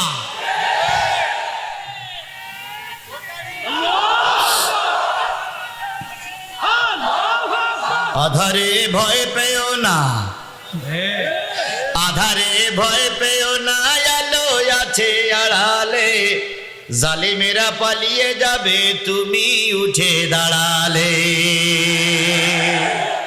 আধারে ভয় পেও না, আধারে ভয় পেও না, আলো আছে আড়ালে, জালিমেরা চলে যাবে তুমি রাস্তায় দাঁড়ালে। যথার্থই আপনারা বলেন, আপনাদের কথা আমাদের ভালো লাগে, কিন্তু জাতি তো এইভাবে চাইনি। জাতি চেয়েছিল সবাই মিলে একটা নির্বাচন হোক। সবাই মিলে যদি নির্বাচন করতাম তাহলে এত রক্ত ক্ষরণ হতো না। কি কায়দায় কয় হুজুরা রাজনীতি করবেন না? আমরা রাজনীতি করতে গেলাম কি করে? রাজনীতি করলাম না। 5 বছরের ছেলে ভোট গেল, 7 বছরের ছেলে সিল মারল। আর এই কথাটা বলে যদি রাজনীতি হয়, ও রাজনীতি আমাকে করতে দিতে হবে। আমরা উড়ে আসিনি, এদেশ নিয়ে চিন্তা ভাবনা করার অধিকার আমাদেরও আছে। কথা বলেন ঠিক নেবে ঠিক? হয়তো বলতে পারেন হুজুর এখানে কেন, ময়দানে যান। ময়দানে তো আমাদের কথা বলতে দেন না। ময়দানে গেলে হয় গুলি নাই মামলা। কথা বলেন ঠিক নেবে ঠিক? ময়দানে গেলে হয় গুলি নাই কি, তাহলে কথা বলবো কোথায়? স্ত্রী সে গল্প করতে গেলেও নাশকতার মামলা খেতে হোক। এই জয়পুরহাটে, এই পাশে জয়পুরহাট, জয়পুরহাটে স্বামী স্ত্রী গল্প করতেছে যে এইভাবে যদি মামলা দেওয়া হয় তাহলে দেশের লোক তো সব জেলে যাবে। পুলিশ এসে ধরে নিয়ে গেল, কয় নাশকতার পরিকল্পনা হচ্ছে। আজব দেশ, আজব দেশ আমার বাংলাদেশ। বাবরি মসজিদের জায়গায় আজকে রাম মন্দির উদ্বোধন হয়েছে। বাবরি মসজিদের জায়গায় কি মন্দির উদ্বোধন হলো? রাম মন্দির উদ্বোধন হলো। 200 কোটি মুসলমান, বাস বাবরি মসজিদের জায়গায় রাম মন্দির উদ্বোধন হলো। দ্বিতীয় বৃহত্তম মুসলিম দেশের প্রধানমন্ত্রী, রাষ্ট্রপতি আপনারা প্রতিবাদ করতে পারলেন না। আপনাদের মতন এরকম লোক রাষ্ট্রপতি থাকার চাইতে মুসিবতকে ক্ষমতা দিয়ে কেটে পড়া ভালো। কারণ আপনি মুসলমানের মেয়ে, আপনি মুসলমানের সন্তান, কেন এ কথা প্রতিবাদ করতে পারলেন না? মোদির বাচ্চা মোদি ওখানে রাম মন্দির তৈরি করলে বাংলাদেশের মুসলমানেরা মেনে নেবে না।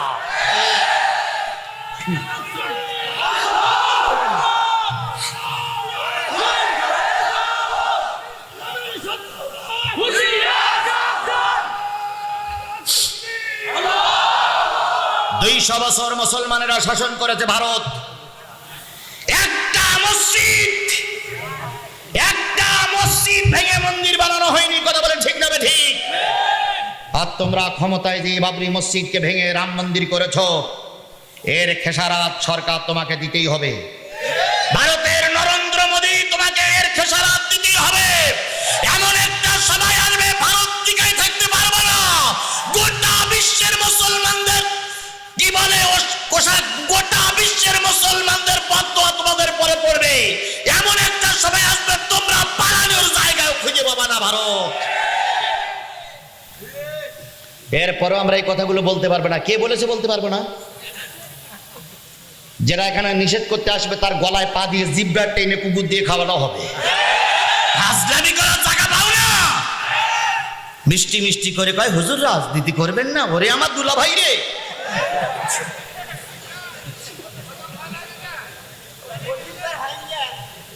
আপনার বয়স 65 বছর, 65 বছর এই শিবগঞ্জে রাজনীতি করতেছেন আপনি।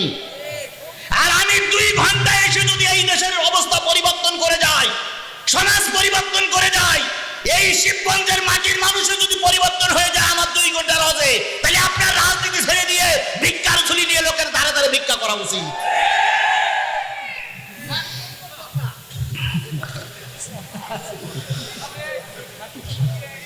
কয় রাজনীতি করবেন না। আমি মাঝে মাঝে বলি পাগলের শাকো নাড়া দিও না। পাগল পার হচ্ছে আর একজন শিক্ষিত লোক পার হচ্ছে একই শাকোর উপরে। তো শিক্ষিত লোক বলতেছে পাগল শাকো নাড়া দিস না, তাহলে তুইও পড়বি আমিও পড়বো। পাগল তখন বলতেছে শাকো নাড়া দিলি যে পড়ছে তোমার মনে ছিল না? তুমি যখন মনে করে দিলে তখন এমন শাকো নাড়া দেবো তোমার একেবারে নিচে ফেলাইটাই ছাড়বো। আমাদেরকে বাধা দিবেন না, আমাদের গতিতে আমাদের চলতে দেন। কিভাবে ভোট হয়েছে গোটা বিশ্বের মানুষ জানে। কি জানে না? আমরাও জানি। কে কার কাছে বিক্রি হয়েছে, কে কার কাছে মুনাফিকি করেছে, কে জাতির মির্জাপুর হিসেবে খ্যাত হয়েছে, এটা আমরাও জানি। কিন্তু আমরা দেখতেছি, সইতেছি, কিন্তু বলতে পারতেছি না। সেইটাই তো। কি কায়দায় কয় খেলা হবে না, খেলা হবে তো আমাদের খেলতে দিলে না কেন? এটা সবাই জানে, কথা বলেন ঠিক না ঠিক? আপনারা জানেন 7ম শ্রেণীর একটা বইতে একটা গল্প দেওয়া হয়েছে, শরীফ থেকে শরীফা। শরীফ থেকে শরীফা। আমাদের উপজেলা চেয়ারম্যান বলছিলেন, 2-1 প্রতিবাদ করেছেন, আপনাদের ধন্যবাদ। শরীফ থেকে শরীফা তার মানে একজন পুরুষ যদি নারী হতে চায় কোনো বাধা নাই। সে মেয়ে লোকের মতন কানে দুল ফুটাবে, নাকে ফুল ফুটাবে, চোখে ফুল ফুটাবে, এখানে ফুটাবে, সেখানে ফুটাবে, মেয়ে লোকের পোশাক পরবে, পোশাক পরে শরীফ থেকে শরীফা নাম লিখতে পারবে, এর বিরুদ্ধে কোনো বাধা নাই। কিন্তু একজন মেয়ে যদি পুরুষ হতে চায় সেখানে বাধা আছে।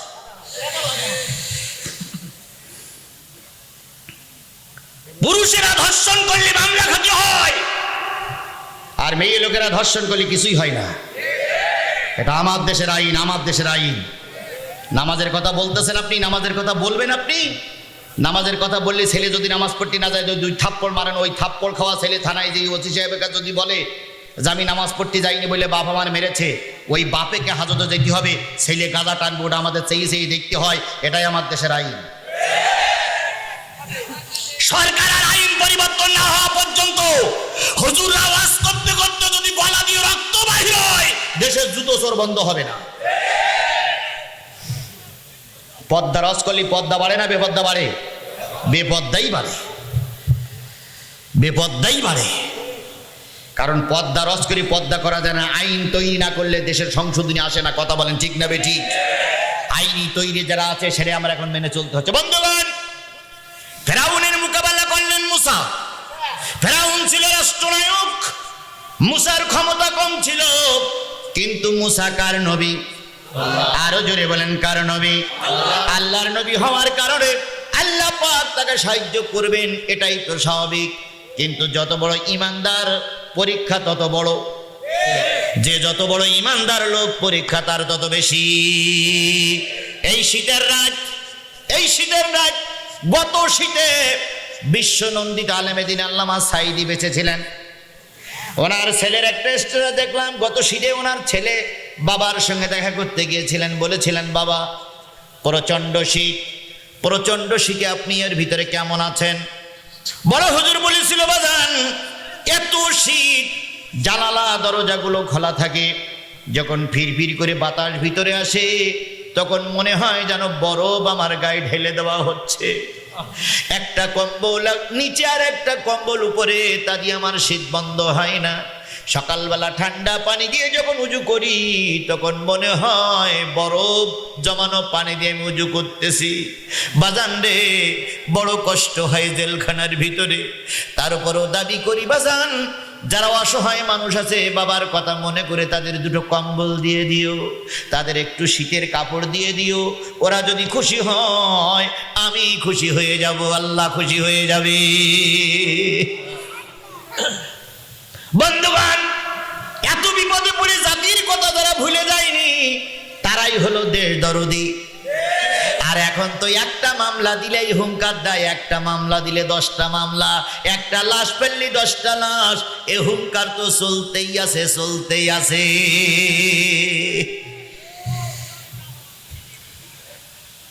বন্ধুগণ, ফেরাউন মুসার পরে তারা কষল।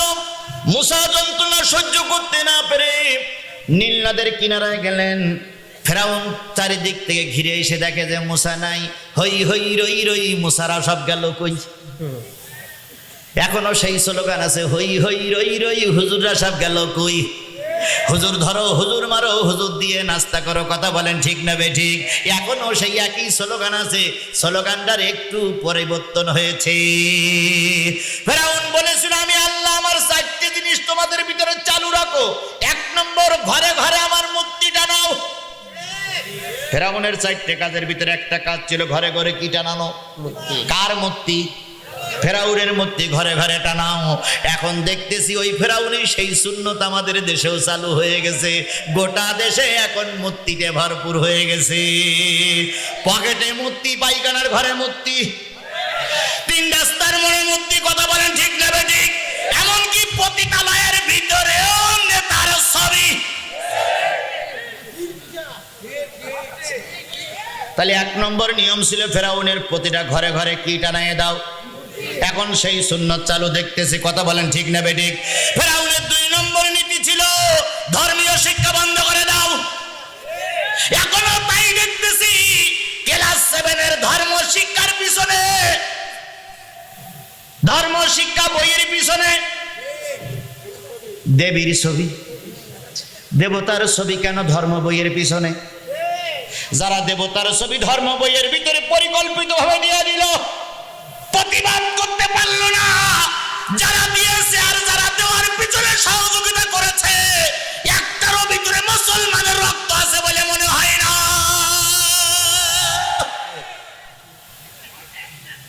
অন্য বইটি দিলে তো মেনে নেওয়া যায়, ধর্মীয় বই। এদেশে মুসলমানের খুব বড় অভাব। 3 নম্বর, 1 নম্বর মূর্তিটা নাও। 2 নম্বর কি করো? ধর্মীয় শিক্ষা বন্ধ করে দাও। 3 নম্বর 40 বছর অপেক্ষা করো। আচ্ছা হোক, আপনারা সব যদি বলি দেন তাহলে তো একটা বেমানান দেখা যায় না? জানে ভালো। কয় বছর অপেক্ষা করো? টেকো হামানের কথা শুনে ফেরাউন কয় 40 বছর অপেক্ষা করতে হবে কেন? ফেরাউন টেকো হামান তখন বলল, যা ফানা, আজকের যারা ধর্ম ভীরু 40 বছর পরে তারা আর কেউ থাকবে না, সব মারা যাবে। আর আজকের যারা যুবক, তারাই, আজকের যারা ছোট তারাই 40 বছর পরে যুবক হবে। ওদের কাছে ধর্মীয় শিক্ষা থাকবে না, ওদের কাছে সমস্ত মূর্তি সামনে দেখে যাবে।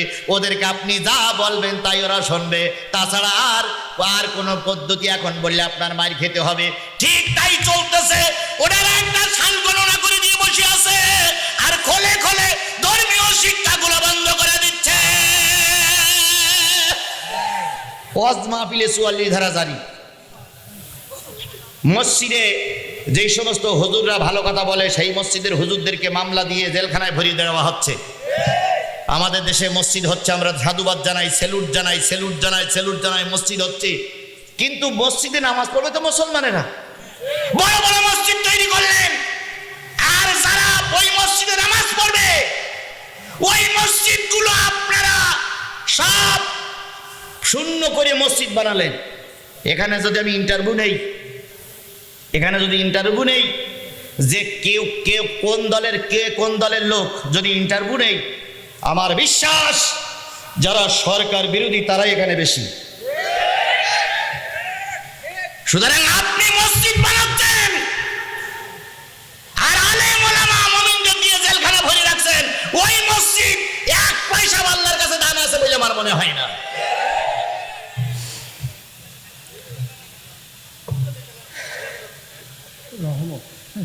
কথা কি বোঝেন? আমার কথা কি বোঝা যায়? 4 নম্বর, খোদাবান ফেরাউন, খোদা যদি হতেই চাও 4 নম্বর তোমার স্ত্রীর কালেমা পড়া লাগবে, স্ত্রী তোমার পক্ষে আসা লাগবে, তাছাড়া তুমি খোদা হতে পারবা না। শেষ পর্যন্ত সব কাজ ঠিক করে আসলো, আসিয়ার বেলায় যে ফেরাউন আর পারল না। কথা বলেন ঠিক না বে ঠিক? যতই সলে বলে কলে কৌশল আটো না কেন, এটা বলি আল্লাহর দেশ, এরা পীর মাশায়েখদের দেশ। ধর্মীয় শিক্ষা বইয়ের পিছনে যতই দুঃখের ছবি তোলাও, হাফিজি মাদ্রাসা, কওমি মাদ্রাসা, আলিয়া মাদ্রাসায় শিক্ষা নিচ্ছে আমার ছাত্ররা, এরা একদিন মজবুত হয়ে ময়দানে নামবে। পালানোর সময়, জুতা পায়ে দেওয়ার সময় হয়তো মেলবে না।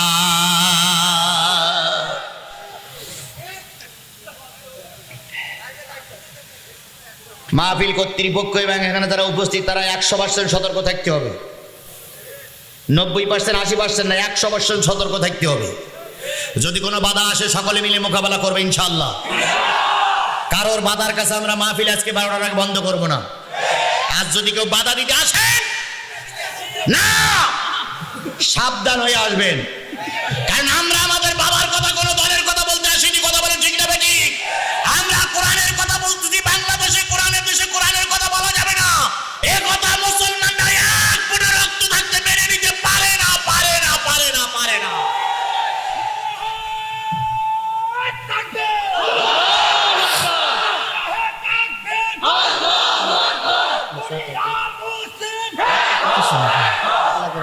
আমার ভাইরা, ফেরাউন মুসারে তারা করল, মুসা ফেরাউনের যন্ত্রণা সহ্য না করতে পারে। আজকে যেমন কাজী ইব্রাহিম কাতারে চলে গেছে, আজারি যেমন মালয়েশিয়ায় চলে গেছে, মুসা আলাইহিস সালাম দেশ ছেড়ে চলে যাচ্ছে। ফেরাউন নীল নদের কিনারায় আসলো, এসে স্লোগান দিল কি হই হই রই রই। হুজুররা সব গেল কই, হই হই রই রই। মৌলবীরা গেল কই, হুজুর ধরো, হুজুর মারো, সকাল বিকাল নাস্তা করো। আজও সেই স্লোগান আছে। কথা বলেন ঠিক না বে ঠিক? মুসা আলাইহিস সালাম নির্বিঘ্নে আল্লাহর বানানো রাস্তা দিয়ে তলদেশ দিয়ে চলে যাচ্ছে। মুসা আলাইহিস সালামের দলের একজন মুনাফিক, তার মাথায় টুপি, গায়ে দাড়ি, গায়ে জুব্বা, মুখে দাড়ি, এই লোকটার মাথায় পাগড়িও ছিল। তিনি মুসার দলের লোক। বাঁচার ভয়তে ফেরাউনের দলে চলে আসছে। মুসার সব পরিকল্পনা এই লোকটা জানতো। এই মুনাফিক লোকটা ফেরাউনের কাছে গিয়ে বলতেছে, খোদাবন যাবন, আমি মুসার দলের লোক, কিন্তু ওনার দলে যাইনি মরার ভয়তে। কিসের ভয়ে? মরার ভয়ে। আমি জানি মুসা কোন দিকে গেছে। ফেরাউন কয় কই? কয় নিচের দিকে তাকাই দেখেন মুসার লোকজন চলে যাচ্ছে। ফেরাউন নিচের দিকে তাকাই দেখে বিরাট বিরাট রাস্তা দিয়ে 50,000 করে লোক এক এক রাস্তা দিয়ে মিছিল করতে করতে চলে যাচ্ছে। এবার জনগণ জিজ্ঞেস করলো, হই হই রই রই মুসারা গেল কই? ফেরাউন তখন ঘোড়ার উপরে দাঁড়িয়ে বলতেছে, আমি সকালবেলায় এসে 12টা রাস্তা করে দিয়েছি, সেই রাস্তা দিয়ে মুসার লোকজন পালাচ্ছে, তোমরাও রাস্তায় নেমে পড়ো। এর নাম সত্য কথা। এর নাম কি? এর নাম হইল সত্য কথা। বড় চেয়ারে কয় প্রথম 7%, তারপরে 15%, তারপরে 28%, তারপরে 40%, তারপরে ওই চেয়ারে যে সত্য কথা বলতেছে 40.8% ভোট পড়েছে, এরাই হলো সত্যবাদ। ফেরাউনের কথা যেমন সত্য, এদের কথা ওইরকম একই সত্য।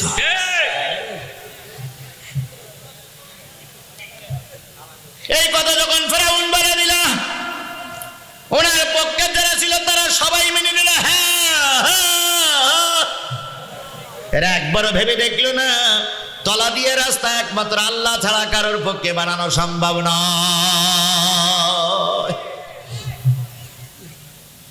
ফেরাউন বলল নামো, জনগণ বলল আপনি আগে নামেন, তাছাড়া আমরা নামবো না, কারণ জানি এর ভিতরে বিপদ।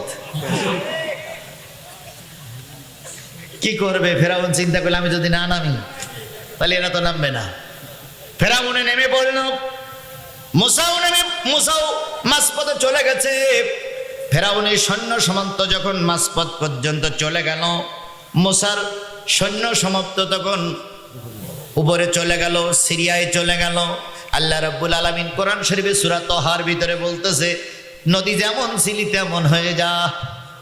সুবহানাল্লাহ বলবেন না? কারণ নদী কার কথা শোনে? নদী যেমন ছিলি তেমন হয়ে যা। নদী যেমন ছিল তেমন হয়ে গেল। এবারে ফের মুসার লোকজন চলে গেল, ফেরাউনের লোকজন পানি খায়। পানি খায় আর ওর থেকে একটা শব্দ হচ্ছে কপাট কপাট কপাট কপাট। মুসার লোকজন পিছনে ফিরে কয় কিরে শব্দ হয় কেন?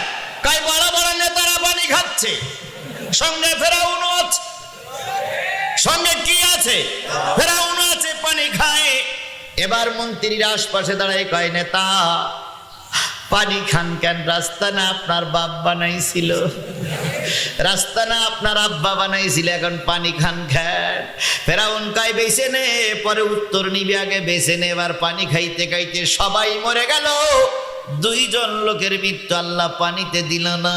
এক নম্বর হলো ফেরাউন, আর এক নম্বর হলো ওই টুপিওয়ালা মুনাফিক যে মুসার দলের থেকে এসে ফেরাউনের দলে যোগ দিয়েছিল।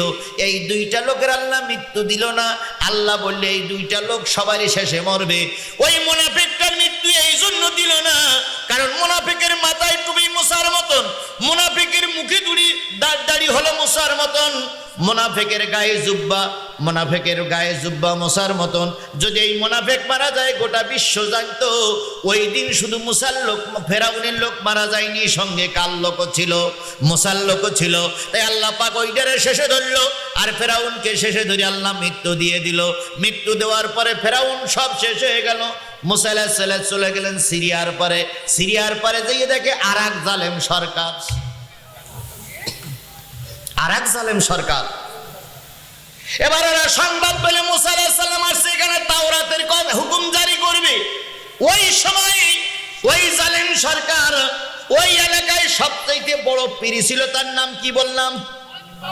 বালাম বাউরের কাছে চলে গেল। হুজুর মহা বিপদ। হুজুর কয় কি হয়েছে? কয় মুসা আলাইহিস সালাম আসছে, 6 লক্ষ সৈন্য নিয়ে আমাদের দেশ দখল করেছে, এখানে আল্লাহর আইন জারি করবে। আমরা তো এখানে আল্লাহর আইন জারি করতে দেব না। আপনি তো একজন পীর সাহেব মানুষ, দোয়া করুন মুসা যেন ধ্বংস হয়ে যায়। মুসার বিরুদ্ধে দোয়া চাচ্ছে কার কাছে? না, পীরের কাছে। মুসার অনুসারীদের জন্য দোয়া চাচ্ছে পীরের কাছে। পীর কয় পাগল হইস নাই, আমি হলাম পীর আর উনি হলো নবী, আমার দোয়া ওনার বিরুদ্ধে গেলে কবুল হবে? এরকম বালাম বাউরির মতন পীর আমার দেশে আছে না নাই? আলো ধরে বলেন আছে না নাই?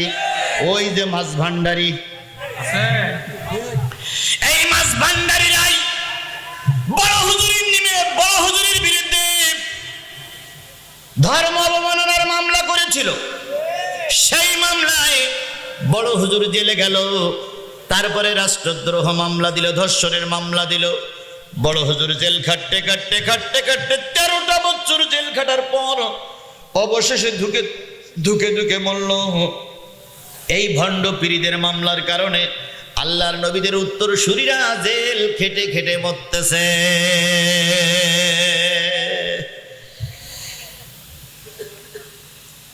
বালাম বাউর বললে আমার দোয়া কাজে লাগবে না। কয় হুজুর আপনাকে কত সম্মান করি হুজুর, একটু দোয়া করেন। আমাদের কাছে এখন ওই কায়দায় দোয়া চায়, হুজুর আমাদের এই মুখের জন্য দোয়া করবেন, তুমুকের জন্য দোয়া করবেন, অমুকের জন্য দোয়া করবেন। আরে বাবা, দোয়া করলি আল্লাহ রসুল দোয়া করেছেন আব্দুল্লাহ বিন উবাইর জন্য, কবুল হয়নি? অনেক হুজুররা দোয়া করতেছে, কিন্তু দোয়া ওই সামিয়ানার ওপর উঠতেছে না, এখানে ঘুরুঘুরি করতেছে। আবার ভাই বালাম বাবুর বলে দিল আমার দোয়া কবুল হবে না। কয় হুজুর দোয়া করতেই হবে, আপনি আমাদের পীর। বলুন তো পীরির মর্যাদা বেশি না নবীর মর্যাদা বেশি? এই মুসলমান উচ্চ স্বরে বলুন তো, পীরির মর্যাদা বেশি না নবীর মর্যাদা বেশি?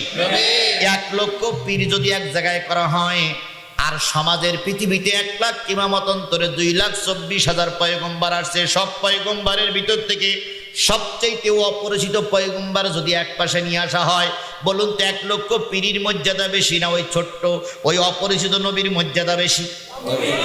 নবীর মর্যাদা বেশি। মুসা আলাইহিস সালামের জমানায় বাহালুল পাগল বলে একটা পাগল ছিল। কি পাগল? বাহালুল পাগল। তো মুসা আলাইহিস সালামের কাছে এক নারী যেই বলতেছে, হুজুর আমার এই 7টা মেয়ে সন্তান, আর পেটে একটা আছে, ওটা যে কি হবে আমি জানি না। তো আমার স্বামী আমাকে বলেছে যদি এই পেটেরটা যদি কন্যা সন্তান না হয়, পুত্র সন্তান না হয়, কন্যা সন্তান হয়, তাহলে ওই 7টা তুই একটা 8টার পেটে একটা আছে 9টা সব কটারে মেরে ফেলবে।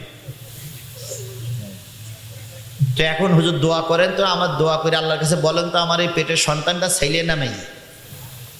মুসা আলাইহিস সালাম বলতেছে আল্লাহ আমারে বলেছে ওটাও মেয়ে।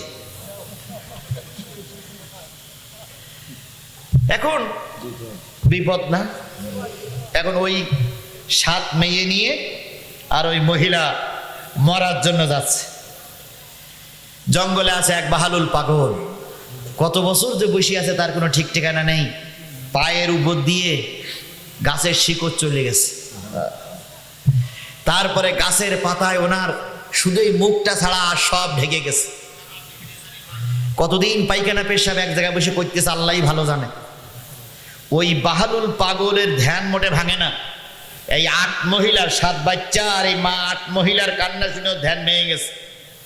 দাঁড়াই বলতেছে দাঁড়াও দাঁড়াও। কি কোথায় যাচ্ছ? কয় তোমার শুনে লাভ নেই। কয় কেন? তো সব ঘটনা বলিছে, মরার জন্য যাচ্ছি। কয় দাঁড়াও। কয় কি? আমি একটু আল্লাহরে বলি দেখি যে আল্লাহ তোমার পেটে যেটা আছে অন্তত এইটারে ছেলে বানায় কিনা। কে দোয়া করবে?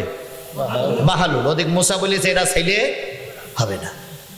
বন্ধুগণ ভালো করে বুঝুন, ওই বাহালুল ধ্যানের থেকে উঠে পাক পবিত্র হয়ে জঙ্গলের ভিতরে সেজদা করে বলতেছে মালিক সারা জীবন ধ্যানমগ্ন ছিলাম, সারা জীবন তোমার আরাধনায় কেটেছি, এখন দাবি হলো পেটের দাও ছেলে বানাই দাও, যে কোটা মেয়ে আছে ও কোটাও ছেলে বানায় দাও। তাই তো শরীফ থেকে শরীফ হবে নাকি?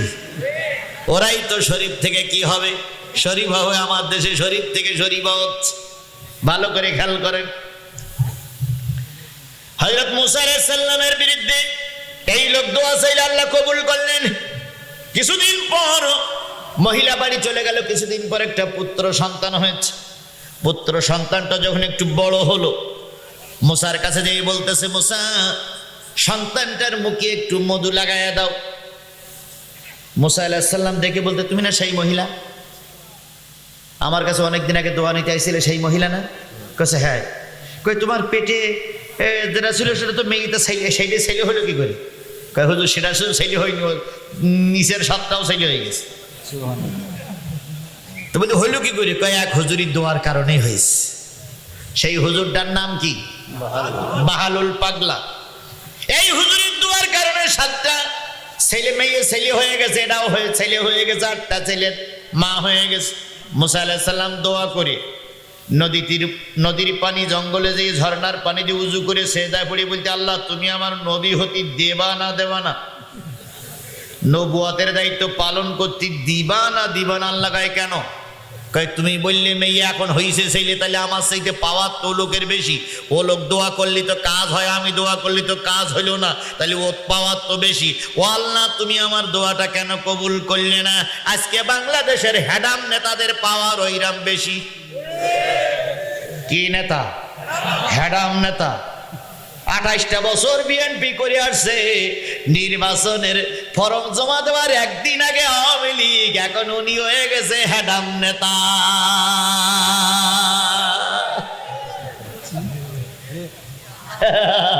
হেডাম নেতা। পাক আর নাবাগুড়া বুঝুক, এই বাহালুলের মতন কিন্তু হেডাম নেতা আছে না নাই?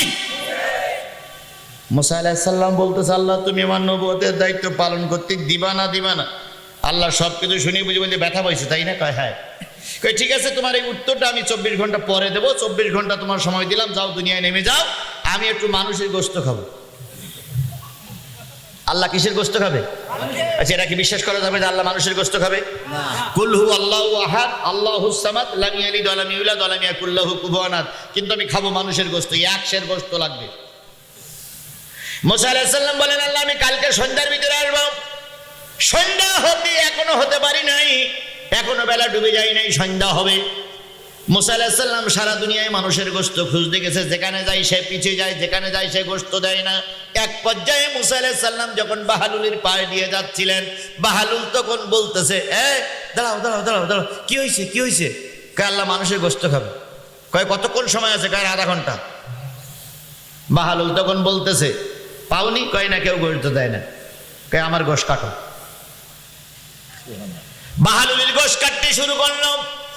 বাহালুল রুগ্ন মানুষ, কাটতে কাটতে কাটতে কাটতে সব গোশত কাটা হয়ে গেল, এক সের পূর্ণ হয় না।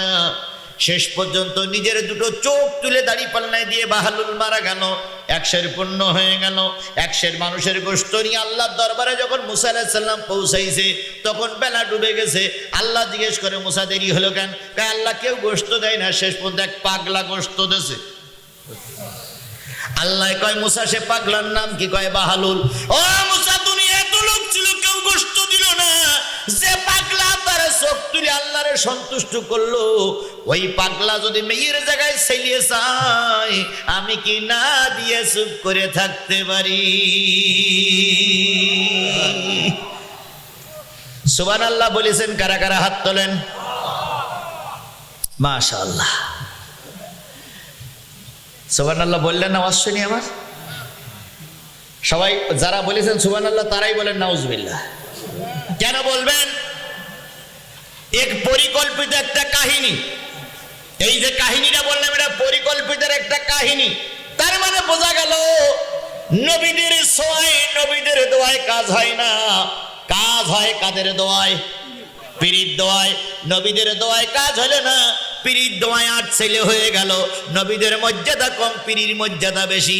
এই জন্য পীরের কাছে গেলে সন্তান পাওয়া যাবে, পীরের কাছে গেলে মেয়ে ছেলে হবে, পীরের কাছে গেলে বিয়ে হবে, পীরের তাবিজ দিলে রেজেকের ব্যবস্থা হবে। এই জন্য পীরের কোরআন, আল্লাহর কোরআন থুয়ে, রসুলের বিধান দিয়ে পীরের দরবারে চল। এটা সেই ইসরাইলদের পরিকল্পিত কাহিনী, এখনো আমার সমাজ চলতেছে।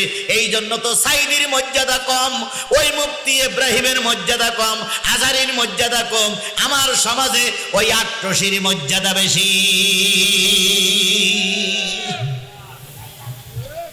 এটা জাতিকে ধ্বংস করার জন্য পরিকল্পিত একটা কাহিনী। কথা বলেন ঠিক না বেঠিক? ঠিক সেই রাম একজন পীর, নাম কি বললাম? বালাম ইবনে বাউরির কাছে গেছে, সিরিয়ার লোক। আমার এই কথাগুলোকে আপনারা বুঝতে পেরেছেন এতক্ষণ? আমি যে কথাটা বললাম বাহালুল, এটা সম্পূর্ণ পরিকল্পিত একটা কাহিনী। এটা বিশ্বাস করলে মানুষের কি থাকবে না? ঈমান থাকবে না। এই জন্য যারা সুবহানাল্লাহ বলেছেন, নাউজুবিল্লাহ বলি ঠিক করলেন। এরকম বাজে বাজে কথা আমার সমাজে অনেক জায়গায় চলে। কথা বলেন ঠিক নেবে ঠিক? অনেক জায়গায় জাতিকে বিভ্রান্ত করা হচ্ছে।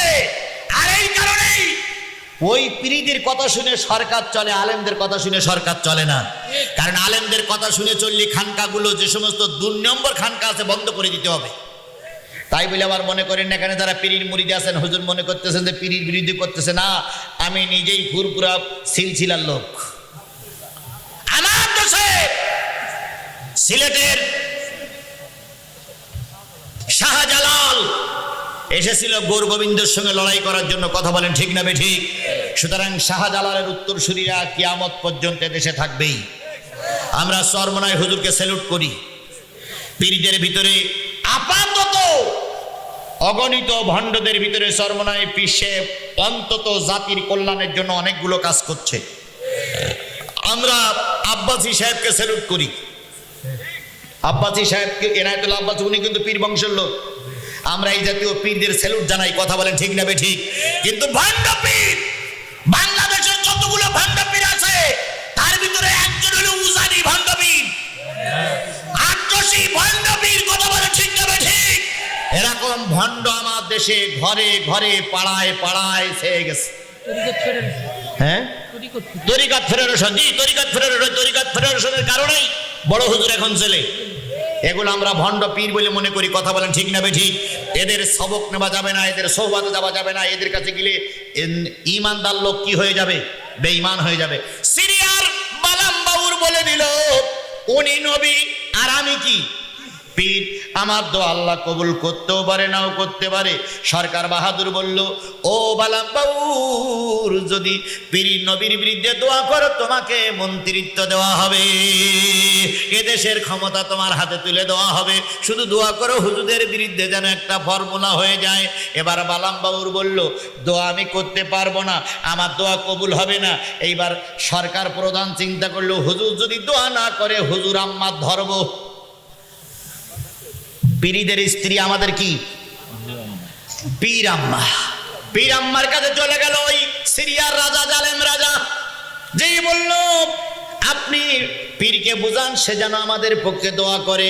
এবার রকমারি খাদ্য দিল, টাকা দিল, উপহার দিল। উপহারগুলো নিয়ে খেয়ে দিয়ে যখন শুয়ে আছে, পীর আম্মা বলতেছে, একটুখানি দোয়া করলে কি সমস্যা? একটুখানি দোয়া।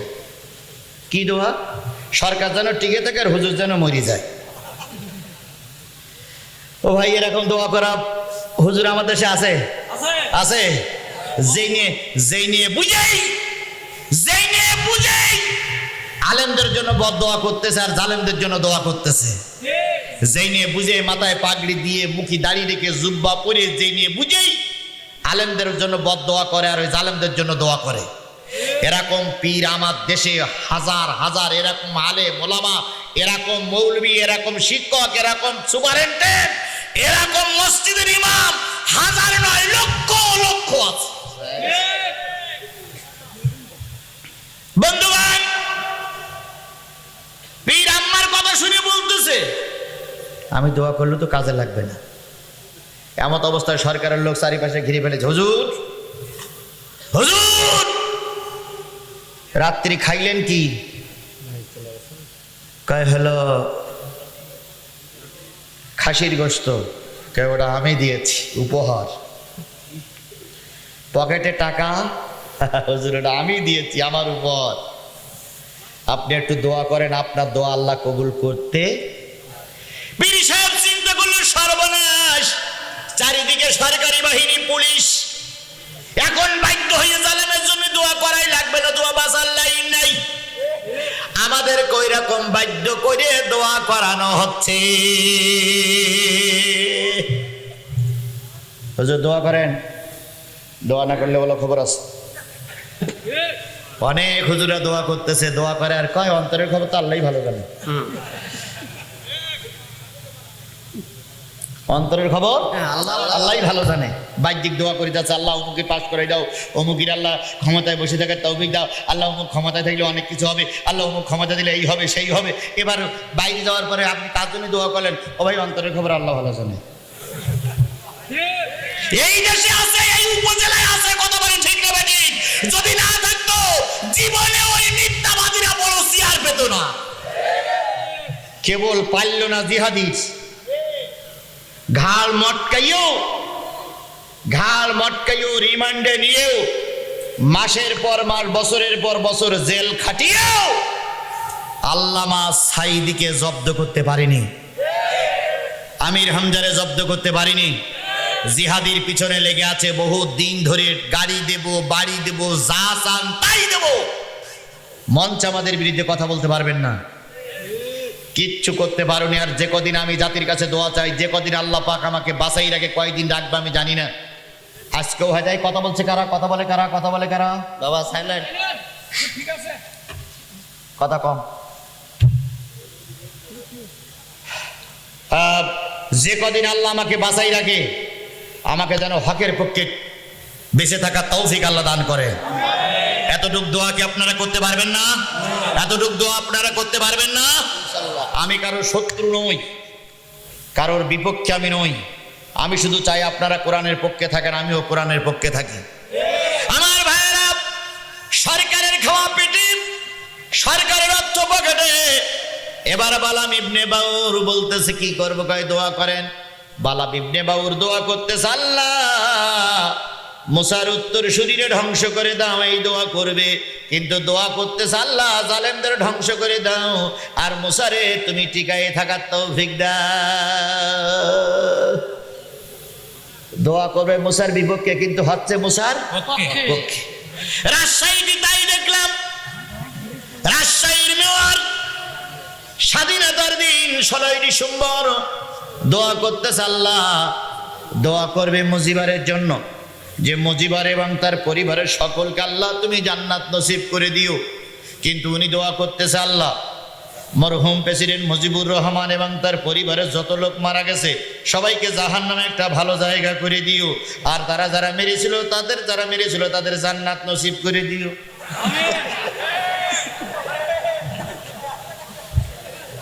পিছন দিক থেকে পুলিশ সুপার গুতা দিয়ে কয়, হুজুর কি দোয়া করতেছেন? কয় দোয়া তো ঠিকই আছে। কয় আপনি দোয়া করবেন জাতির স্থপতি মরহুম প্রেসিডেন্ট মুজিবুর রহমান এবং তার পরিবারের লোক জান্নাতে যাক, আপনি বলতেছেন জাহান্নামে ভালো জায়গা করে দিও। এটা দোয়া হইল?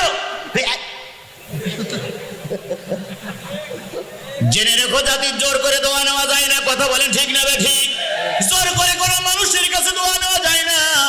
দোয়া নিতে গেলে অন্তর থেকেই দোয়াটা নিতে হয়। বালাম ইবনে বাউর বিপদে পড়ে দোয়া করতেছে, দোয়া করবে মুসারে ধ্বংস করে দাও, কিন্তু দোয়া করতেছে মুসার বিরোধী যারা তাদের ধ্বংস করে দাও।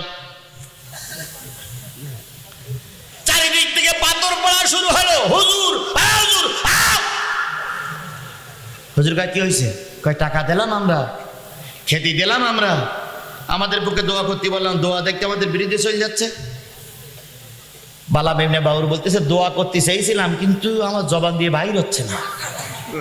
কারণ এই জবানের মালিক কে? আল্লাহ। এই জবানের মালিক কে? এই জন্য অনেকে মুখ ফুসকে অনেক কিছু বলে ফেলতেছে। এখন কেউ বলতেছে ভোটে কার চুপি থাকবো, অধিকার যাবো না। কিছু লোক খেপে যাচ্ছে, কিছু লোক কষ্ট পাচ্ছে, এটা আমি বুঝতে পারছি। কারণ কিছু লোক শুনলে, কিছু কথা শুনলে কিছু লোক সহ্য করতে পারে না, এটা আমি ভালো রকম জানি। এবার আসুন, ইন তাহমিল আলাইহি ইয়ালহাস আও তাতরুকুহু ইয়ালহাস। আল্লাহ রাব্বুল আলামিন বললেন, ও দুনিয়ার মানুষ শোনো, ওই লোকটা যে দোয়া করতে গিয়ে দোয়া হলো না, দোয়া যে করতে চেয়েছিল এতটুকু অপরাধের কারণে তার জিহ্বাটা কুকুরের মতন ঝুলে পড়ল, গালের ভিতরে আর গেল না। এলমে মারফত, এলমে লাদুনি, শরীয়তের সব জ্ঞান তার থেকে উঠাই নেওয়া হলো। এখন শুধু কুকুরের মতন হবে। আল্লাহ পাক বলতেছে, আও তাতরুকুহু ইয়ালহাস না ফামাসালুহু কামাসালিল কালবি। ওই লোকটার মেসাল, উদাহরণ হলো কুকুরের মতো। কার মতো? কুকুর যেমন সব সময় জিহ্বা বের করে দিয়ে হাঁপায়, এই লোকটা সব সময় জিহ্বা বের করে দিয়ে হাঁপায়। ইন তাহমিল আলাইহি ইয়ালহাস আও তাতরুকুহু ইয়ালহাস। তারে যদি তাড়ায় তারও ছেও হাঁপাবে, না তাড়াইলে হাঁপাবে। কুকুরের মতন তার জিহ্বা চলে গেছে। যালিকা মাসালু কওমিল্লাযীনা কাযযাবু বিআয়াতিনা। এটা সেই জাতির জন্য চূড়ান্ত উদাহরণ, যেই জাতি সত্য জানার পরেও মিথ্যার পক্ষে চলে গেছিল। এদের উদাহরণটা সেই জাতির মতন, যেই জাতি প্রকৃত হকটা জেনে বাতিলের কাছে সাপোর্ট করে কিছু নোটের আশায়। কিসের আশায়? কিসের আশায়? কিছু নোটের আশায়, খাবার আশায়। হকটা জেনেও বাতিলের পক্ষে সাপোর্ট করে। এই জাতির উদাহরণ ওই জাতিরই মতো। এবার আসেন, কথা প্রায় শেষের দিকে, দোয়া হবে। দু একজন ওটা চললে ভালো লক্ষণ নয়। আমি জানি আপনারা কয়টা পর্যন্ত থাকবেন আর আমি কয়টা পর্যন্ত থাকবো। আমার সময় এখনো যথেষ্ট এখনো আছে, এখনো 10-12 মিনিট সময় আছে। মেহেরবানি করে কেউ উঠবেন না, মেহেরবানি করে উঠবেন না। কিছু কিছু বক্তা আছে শুরু করলে 200 লোক নিয়ে দোয়া করে, এটা আমি এক পক্ষে নয়। আপনারা আর 12 থেকে 14টা মিনিট বসা যাবে না? পাশে থেকে কোনো লোক যেন না ওঠে। যত যত দেরি হবে, যত শেষে আসবে, তত খুব গুরুত্বপূর্ণ কথা আসতেছে। আমার ভাইয়েরা, সম্মান দেওয়ার মালিক কে? সম্মান নেওয়ার মালিক কে? আমাদের দেশের একজন খুব সম্মানিত ব্যক্তি ছিল সাকিব আল হাসান। সবাই জানতো বাংলাদেশের কি অহংকার, অলরাউন্ডার, বাংলার অহংকার, বাংলার আবাল বৃদ্ধ বনিতা, ছোট বড়, আওয়ামী লীগ, বিএনপি, জাতীয় পার্টি, জামাত ইসলাম, সরবনাই, হেফাজত, যারা একটু খেলাধুলো দেখে, তারা সবাই সাকিব আল হাসানকে অন্তরের ভিতরে রেখেছিল। কিন্তু সাকিব আল হাসান এই মিথ্যা বানোয়াট নির্বাচনে দাঁড়িয়ে এখন সাকিব আল হাসান হয়ে গেছে ভুয়া ভুয়া ভুয়া। গতকাল তোমরা যারা খেলা দেখেছো, কি খেলা হচ্ছিল? কি খেলা হচ্ছিল না? ওরা কি খেলা? আইপিএল না বিপিএল খেলায় এক সময় সাকিব আল হাসানকে দেখে ওই একদল বলতেছে সাকিব, আর একদল বলতেছে ভুয়া ভুয়া ভুয়া। তালি বোঝো, এমপি হওয়ার পরে তোমার মর্যাদা কমেছে না বেড়েছে? এটা যদি আগে বুঝতে, তাহলে আজকে পালাইয়ে বিমানে লন্ডনে যাওয়া লাগতো না। কালকে মাঠের অপমান সহ্য করতে না পেরে আজকে পালাইছে, আজকে আর দেশে থাকবে না। তাহলে বোঝো, এমপি হওয়ার পরে জনগণ কতটুকু তোমাদের সম্মান করে। আমাদের কিছু কিছু এমপিদের সালাম দেয়, আর পিছনে গেলি কয় মীর জাফর যাচ্ছে, কয় মুনাফেক যাচ্ছে। এই মুনাফেকদের কারণে এই সরকার ক্ষমতায় বসে আছে। এই মীর জাফররা যদি সাপোর্টটা দিত, 14 সালে ক্ষমতায় যেতে পারত না। এই মীর জাফররা যদি সাপোর্টটা করত, 18 ক্ষমতায় যেতে পারত না। এই মীর জাফররা যদি সাপোর্টটা করত, এবারও সরকার গঠন করতে পারত না।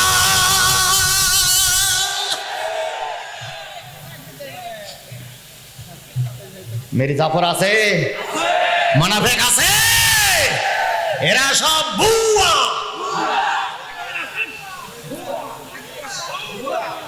সুতরাং হকের পক্ষে থাকলে মানুষ স্যালুট দেয়, আর বাতিলের পক্ষে গেলে মানুষ কি তোলে? ভুয়া ভুয়া ভুয়া। আজকে আমার দেশে হকপন্থী আলেম বেশি না ভুয়া আলেম বেশি? হকপন্থী আলেম বেশি না ভুয়া আলেম বেশি? যদি বক্তৃতা মঞ্চে বক্তৃতা করার সুযোগ না হয়, বগুড়ার 4 মাথায় পানের দোকান দাও, পান সিগারেট দাও, পান বিক্রি করে খাও, তবু অন্তত ভুয়া বক্তা হইও না, ভুয়া আলেম হইও না। আমি জানি মঞ্চের পিছনে আমার শত্রু ঘোরাঘুরি করতেছে, আমি জানি মঞ্চের ডাইন পাশে শত্রুরা কুসকুস করতেছে, আমি জানি বাম পাশে কেউ না কেউ আমার জন্য লাঠি সোটা নিয়ে অপেক্ষা করতেছে। এটা আমি জেনে বুঝাই মঞ্চে আছি। আমি জানি আমার পিছনে অনেক শত্রু, আমি জানি কথা বললে আমার বিরুদ্ধে অনেক কিছু হবে। জেনে বুঝাইয়ে পথ ধরেছি। আমি ভুয়া সার্টিফিকেট নিয়ে বলতে চাই না, আমি সঠিক পথে থেকে বলতে চাই।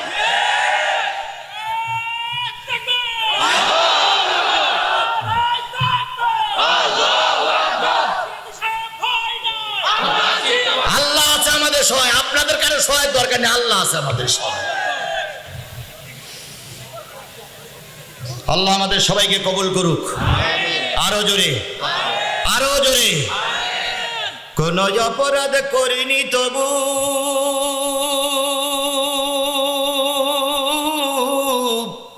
আমি আজ কারাগারে, বিনা দোষে জেলে আমায় পাঠায় জালিম সরকারে। কান্দিসি না মাহায়া আমার মতো হাজার সোনার ছেলে, বন্দি আছে সবখানেতে দিনের সব কাজ ফেলে। কান্দিসি না মায়া আমার মতো হাজার সোনার ছেলে, বন্দি আছে জেলখানাতে দিনের সব কাজ ফেলে, যেই দেশে সে সত্য কথা বলা বড় দায়। আর কি জানো, অনেকদিন বলি না তো, আমার মনেই নাই আমার ভাইরা। এই জন্য আজকের যারা হক কথা বলতেছে তাদের বিপদের কোনো শেষ নাই। কথা বলেন ঠিক না বেঠিক? আমার ভাইরা, বালাম ইবনে বাউর দোয়া করতেছিল, একদিকে দোয়া চলে গেল, উল্টা দোয়া। কারণ এই জবানের মালিক কে? আল্লাহ। এরপরে চারিদিক থেকে যখন ইটপাটকেল মারতে শুরু হলো, বালাম ইবনে বাউর বলতেছে আমি তো দোয়া করতে চাইছিলাম, একদিক কিন্তু হয়ে গেল, আর একদিকে এইবার আল্লাহর এই দোয়া করতে চাইছিল, এই কারণে জিহ্বাটা কি হলো? ঝুলে গেল। কুকুরের মতন হাঁপায়। আল্লাহ বলতেছে তাড়াইলেও হাঁপায় না, তাড়াইলেও হাঁপায়। এই যে হাঁপানি, এই যে দুষ্কৃতিকারী, এই যে বিপদে পড়ে গেল। এইবার বালাম ইবনে বাউর সরকারকে ডেকে বলল, তোমাদের কারণে আমিও তো মরেছি, তোমরাও তো মরেছো, আমি একটা বুদ্ধি বা ফর্মুলা বের করে দেই, এই বুদ্ধি বা ফর্মুলাটা যদি মেনে নাও তাহলে তোমরা জিতে যাবে। ফর্মুলাটা হলো এই, হযরত মুসা আলাইহিস সালামের 6 লক্ষ সেনা দীর্ঘদিন এলাকায় এসেছে, তাদের কাছে স্ত্রী নাই, নারী তাদেরকে ডাকতেছে, নারীর চাহিদা তাদের সামনে। তোমাদের ভিতরে থেকে যুবতী মেয়ে, 18-17 বছরের যুবতী মেয়ে, ছোট্ট ছোট্ট নেংটি কাপড় পরায়ে ওদের কাছে বাদাম বিক্রি করতে পাঠাই দাও।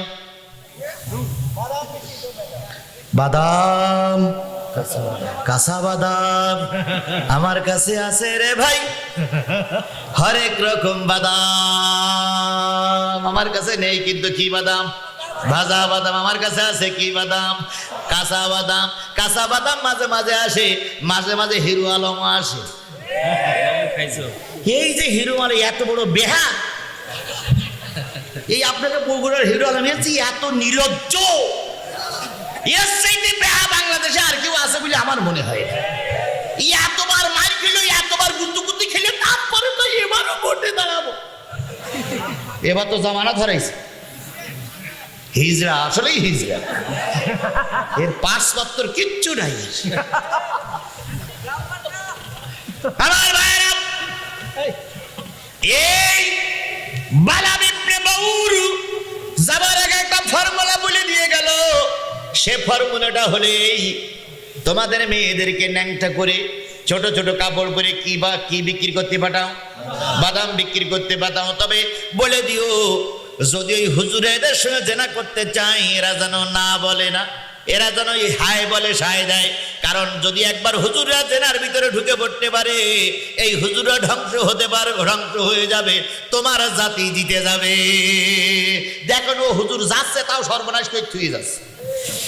ও তো জিব্বা ঝুলে পড়িস, ওরা রেলমে মারফত কাজে লাগতেছে, তারপরে একটা কুটবুত্তি দিয়ে গেল। এবার মুসা আলাইহিস সালামের দরবারে মুসা আলাইহিস সালামের জাতির কাছে সব ছোট ছোট কাপড় নিয়ে চলে গেল।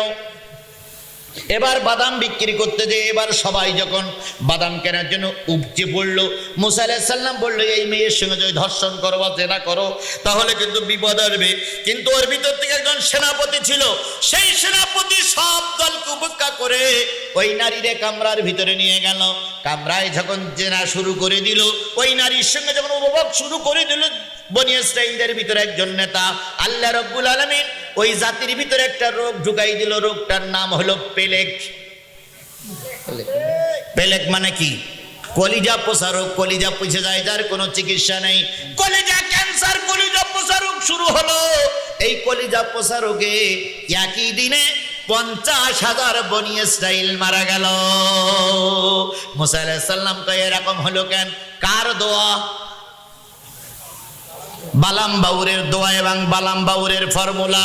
জালেম সরকার যখন হুজুরদের জব্দ করতে পারতেছিল না, তখন এই কে বালাম বাউরের মতন ভণ্ড মৌলবীদের ফর্মুলাই সমাজে কাজে লেগেছে।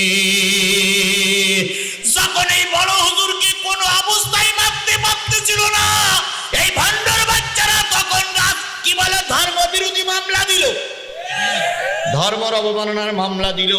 এই মুজিবুল বাশার মাছ ভান্ডারির কারণে কিন্তু ধর্মের বেশি ক্ষতি হয়েছে।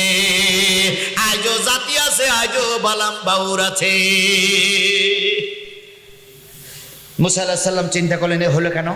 সবাই যখন জানতে বললো, তখন ওই লোকটার ওই নারীটারে ধরে শুলি চড়াই রাখলো। আল্লাহ রাব্বুল আলামিন বলতেছে, ফাকসুসিল কাসাসা লাআল্লাহুম ইয়াতাফাক্কারুন। এই কাহিনীটা ও আজিজুল ইসলাম, ও মোহাম্মদ রসুল্লাহ, ও বকর সিদ্দিক, ও আল্লামা সাইদি, ও আমির হামজা, ও বক্তারা, আল্লাহ সব বক্তাদের বলছে ও বক্তারা, ফাকসুসিল কসাস, এই কাহিনীটা জাতির কাছে সুন্দর করে পড়ে শোনাও। লাআল্লাহুম ইয়াতাফাক্কারুন, এই কাহিনীটা শুনে এই জাতির সঙ্গে যেন অন্তত মিলাইয়ে তারা একটু চিন্তা ভাবনা করে। তাহলে এই কোরআনের এই আয়াতটা এখনো আমাদের সমাজে চালু আছে না নাই?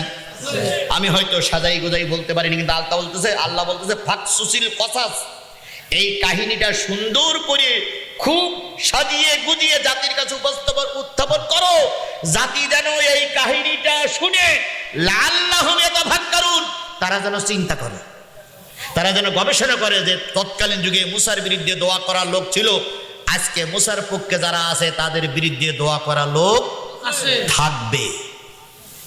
তোমরা মনে করতেছো থাকবে না, তা হতে পারে না, থাকবে। এবার আসুন সর্বশেষ কথা, মাইয়াহদিল্লাহ না সাআ মাসালা কওমিল্লাযীনা কাযযাবু বিআয়াতিনা ওয়া আনফুসাহুম কানু ইয়াজলিমুন। সেই খারাপ জাতির থেকে শিক্ষা নাও, নিজেদের নফসকে ঠিক করো, যাতে করে তোমরা, তারা ছিল জালেম, তোমরাও জানো জালেমের কাতারে অন্তর্ভুক্ত হয়ো না। মাইয়াহদিল্লাহু ফাহুয়াল মুহতাদি। এবার সর্বশেষ কথা, আমার উপজেলা চেয়ারম্যান বলেছে 5 ওয়াক্ত নামাজের কথা, আমিও সেই দিকে যাচ্ছি, আল্লাহর হেদায়েত পাবে না। তাহলে আপনারা কি হেদায়েত পেয়ে কোরআনের পক্ষে থাকতে চান? কারা কারা কোরআনের পক্ষে থাকতে চান? কোরআনের পক্ষে সবাই হাত উঁচু করে আল্লাহরে দেখাইয়া দেন। আল্লাহ আমাদের হাতগুলোর কোরআনের জন্য কবুল করুক, সকলে বলুন আমিন। আরো জোরে বলেন আমিন, আরো জোরে বলেন আমিন। এখন কোরআনের পক্ষে যদি থাকতে চান তাহলে আগামীকাল থেকে নিয়ত করতে হবে, ইচ্ছা করে আর নামাজ কাজা করবো না ইনশাআল্লাহ। আমরা যতদিন বেঁচে থাকি কোরআনের ছায়াতলে থাকবো, কোরআনের বিপক্ষে যারা তাদের সঙ্গে আমরা, আল্লাহ আমাদের সবাইকে কবুল করুক। সব তো চলে গেল, বাউরের জিব্বাটা ঝুলে গেল, মৃত্যু হয় না। বানাম বাউর এদিকে যায় ওদিকে যায়, সরকারের কাছে গেলেও মাইর খায়, বিপক্ষের কাছে গেলেও মাইর খায়, যেখানে যায় সেখানে জুতা পিটা খায়। এক পর্যায়ে জুতা পিটা খেতে খেতে খেতে খেতে রাস্তায় লোক তার জুতা পিটা করে, থুতু মারে। এক পর্যায়ে তার পায়ে দড়ি বেঁধে ঘুরে ঘুরে ঘুরে ঘুরে গোটা সিরিয়ার মানুষটাকে মেরেছিল। আজকে নজিবুল বাশার মাঝভান্ডারী, তুমি সাইদির বিরুদ্ধে, আলেমদের বিরুদ্ধে কথা বলেছো, সরকার তোমাকে তালাক দিয়েছে। সরকার এবার আর কিন্তু নমিনেশন দেয়নি, সরকার তালাক দিয়েছে, আর আমরা তো অনেক আগেই তালাক দিয়ে বসে আছি। এখন আর মুরিদও পাবে না, পীরগিরিও চলবে না। এই সমাজে তোমাকে মানুষ থুতু দিয়ে দিয়ে মারবে, কারণ তুমি বালাম ইবনে বাউরের উত্তরসূরি। আজকে যারা বালাম ইবনে বাউরের উত্তরসূরি হয়ে জালেমদের সাপোর্ট করবে, আমরা তাদের আস্তানায় যাব না, তাদের দরগায় যাব না, এমনকি ওই সমস্ত ভণ্ডদের ওয়াজও আমরা শুনবো না। ভণ্ডরা আসতে স্যালুট দিয়ে চলে যাব। আপনার ভণ্ডামি শুনতে আসিনি, পারলে হক কথা বলেন, নতুবা মঞ্চের থেকে নেমে যান। ভণ্ডামি বাদ দেন, টাকা নেবেন, পয়সা নেবেন, আর ওই ভণ্ডামিদের পক্ষে দালালি করবেন, বাংলার জমিনে হতে দেওয়া হবে না। কোরআনের হক কথা বলতে হবে, কোরআনের কথা বলো, হাদিসের কথা বলো। গালগপ্প করে 2 ঘন্টা সময় নষ্ট করো না। আল্লাহ পাক জাতিরে বোঝার তৌফিক দান করুক। বেঁচে থাকলে আবারও কোনোদিন দেখা হবে, যদি বেঁচে না থাকি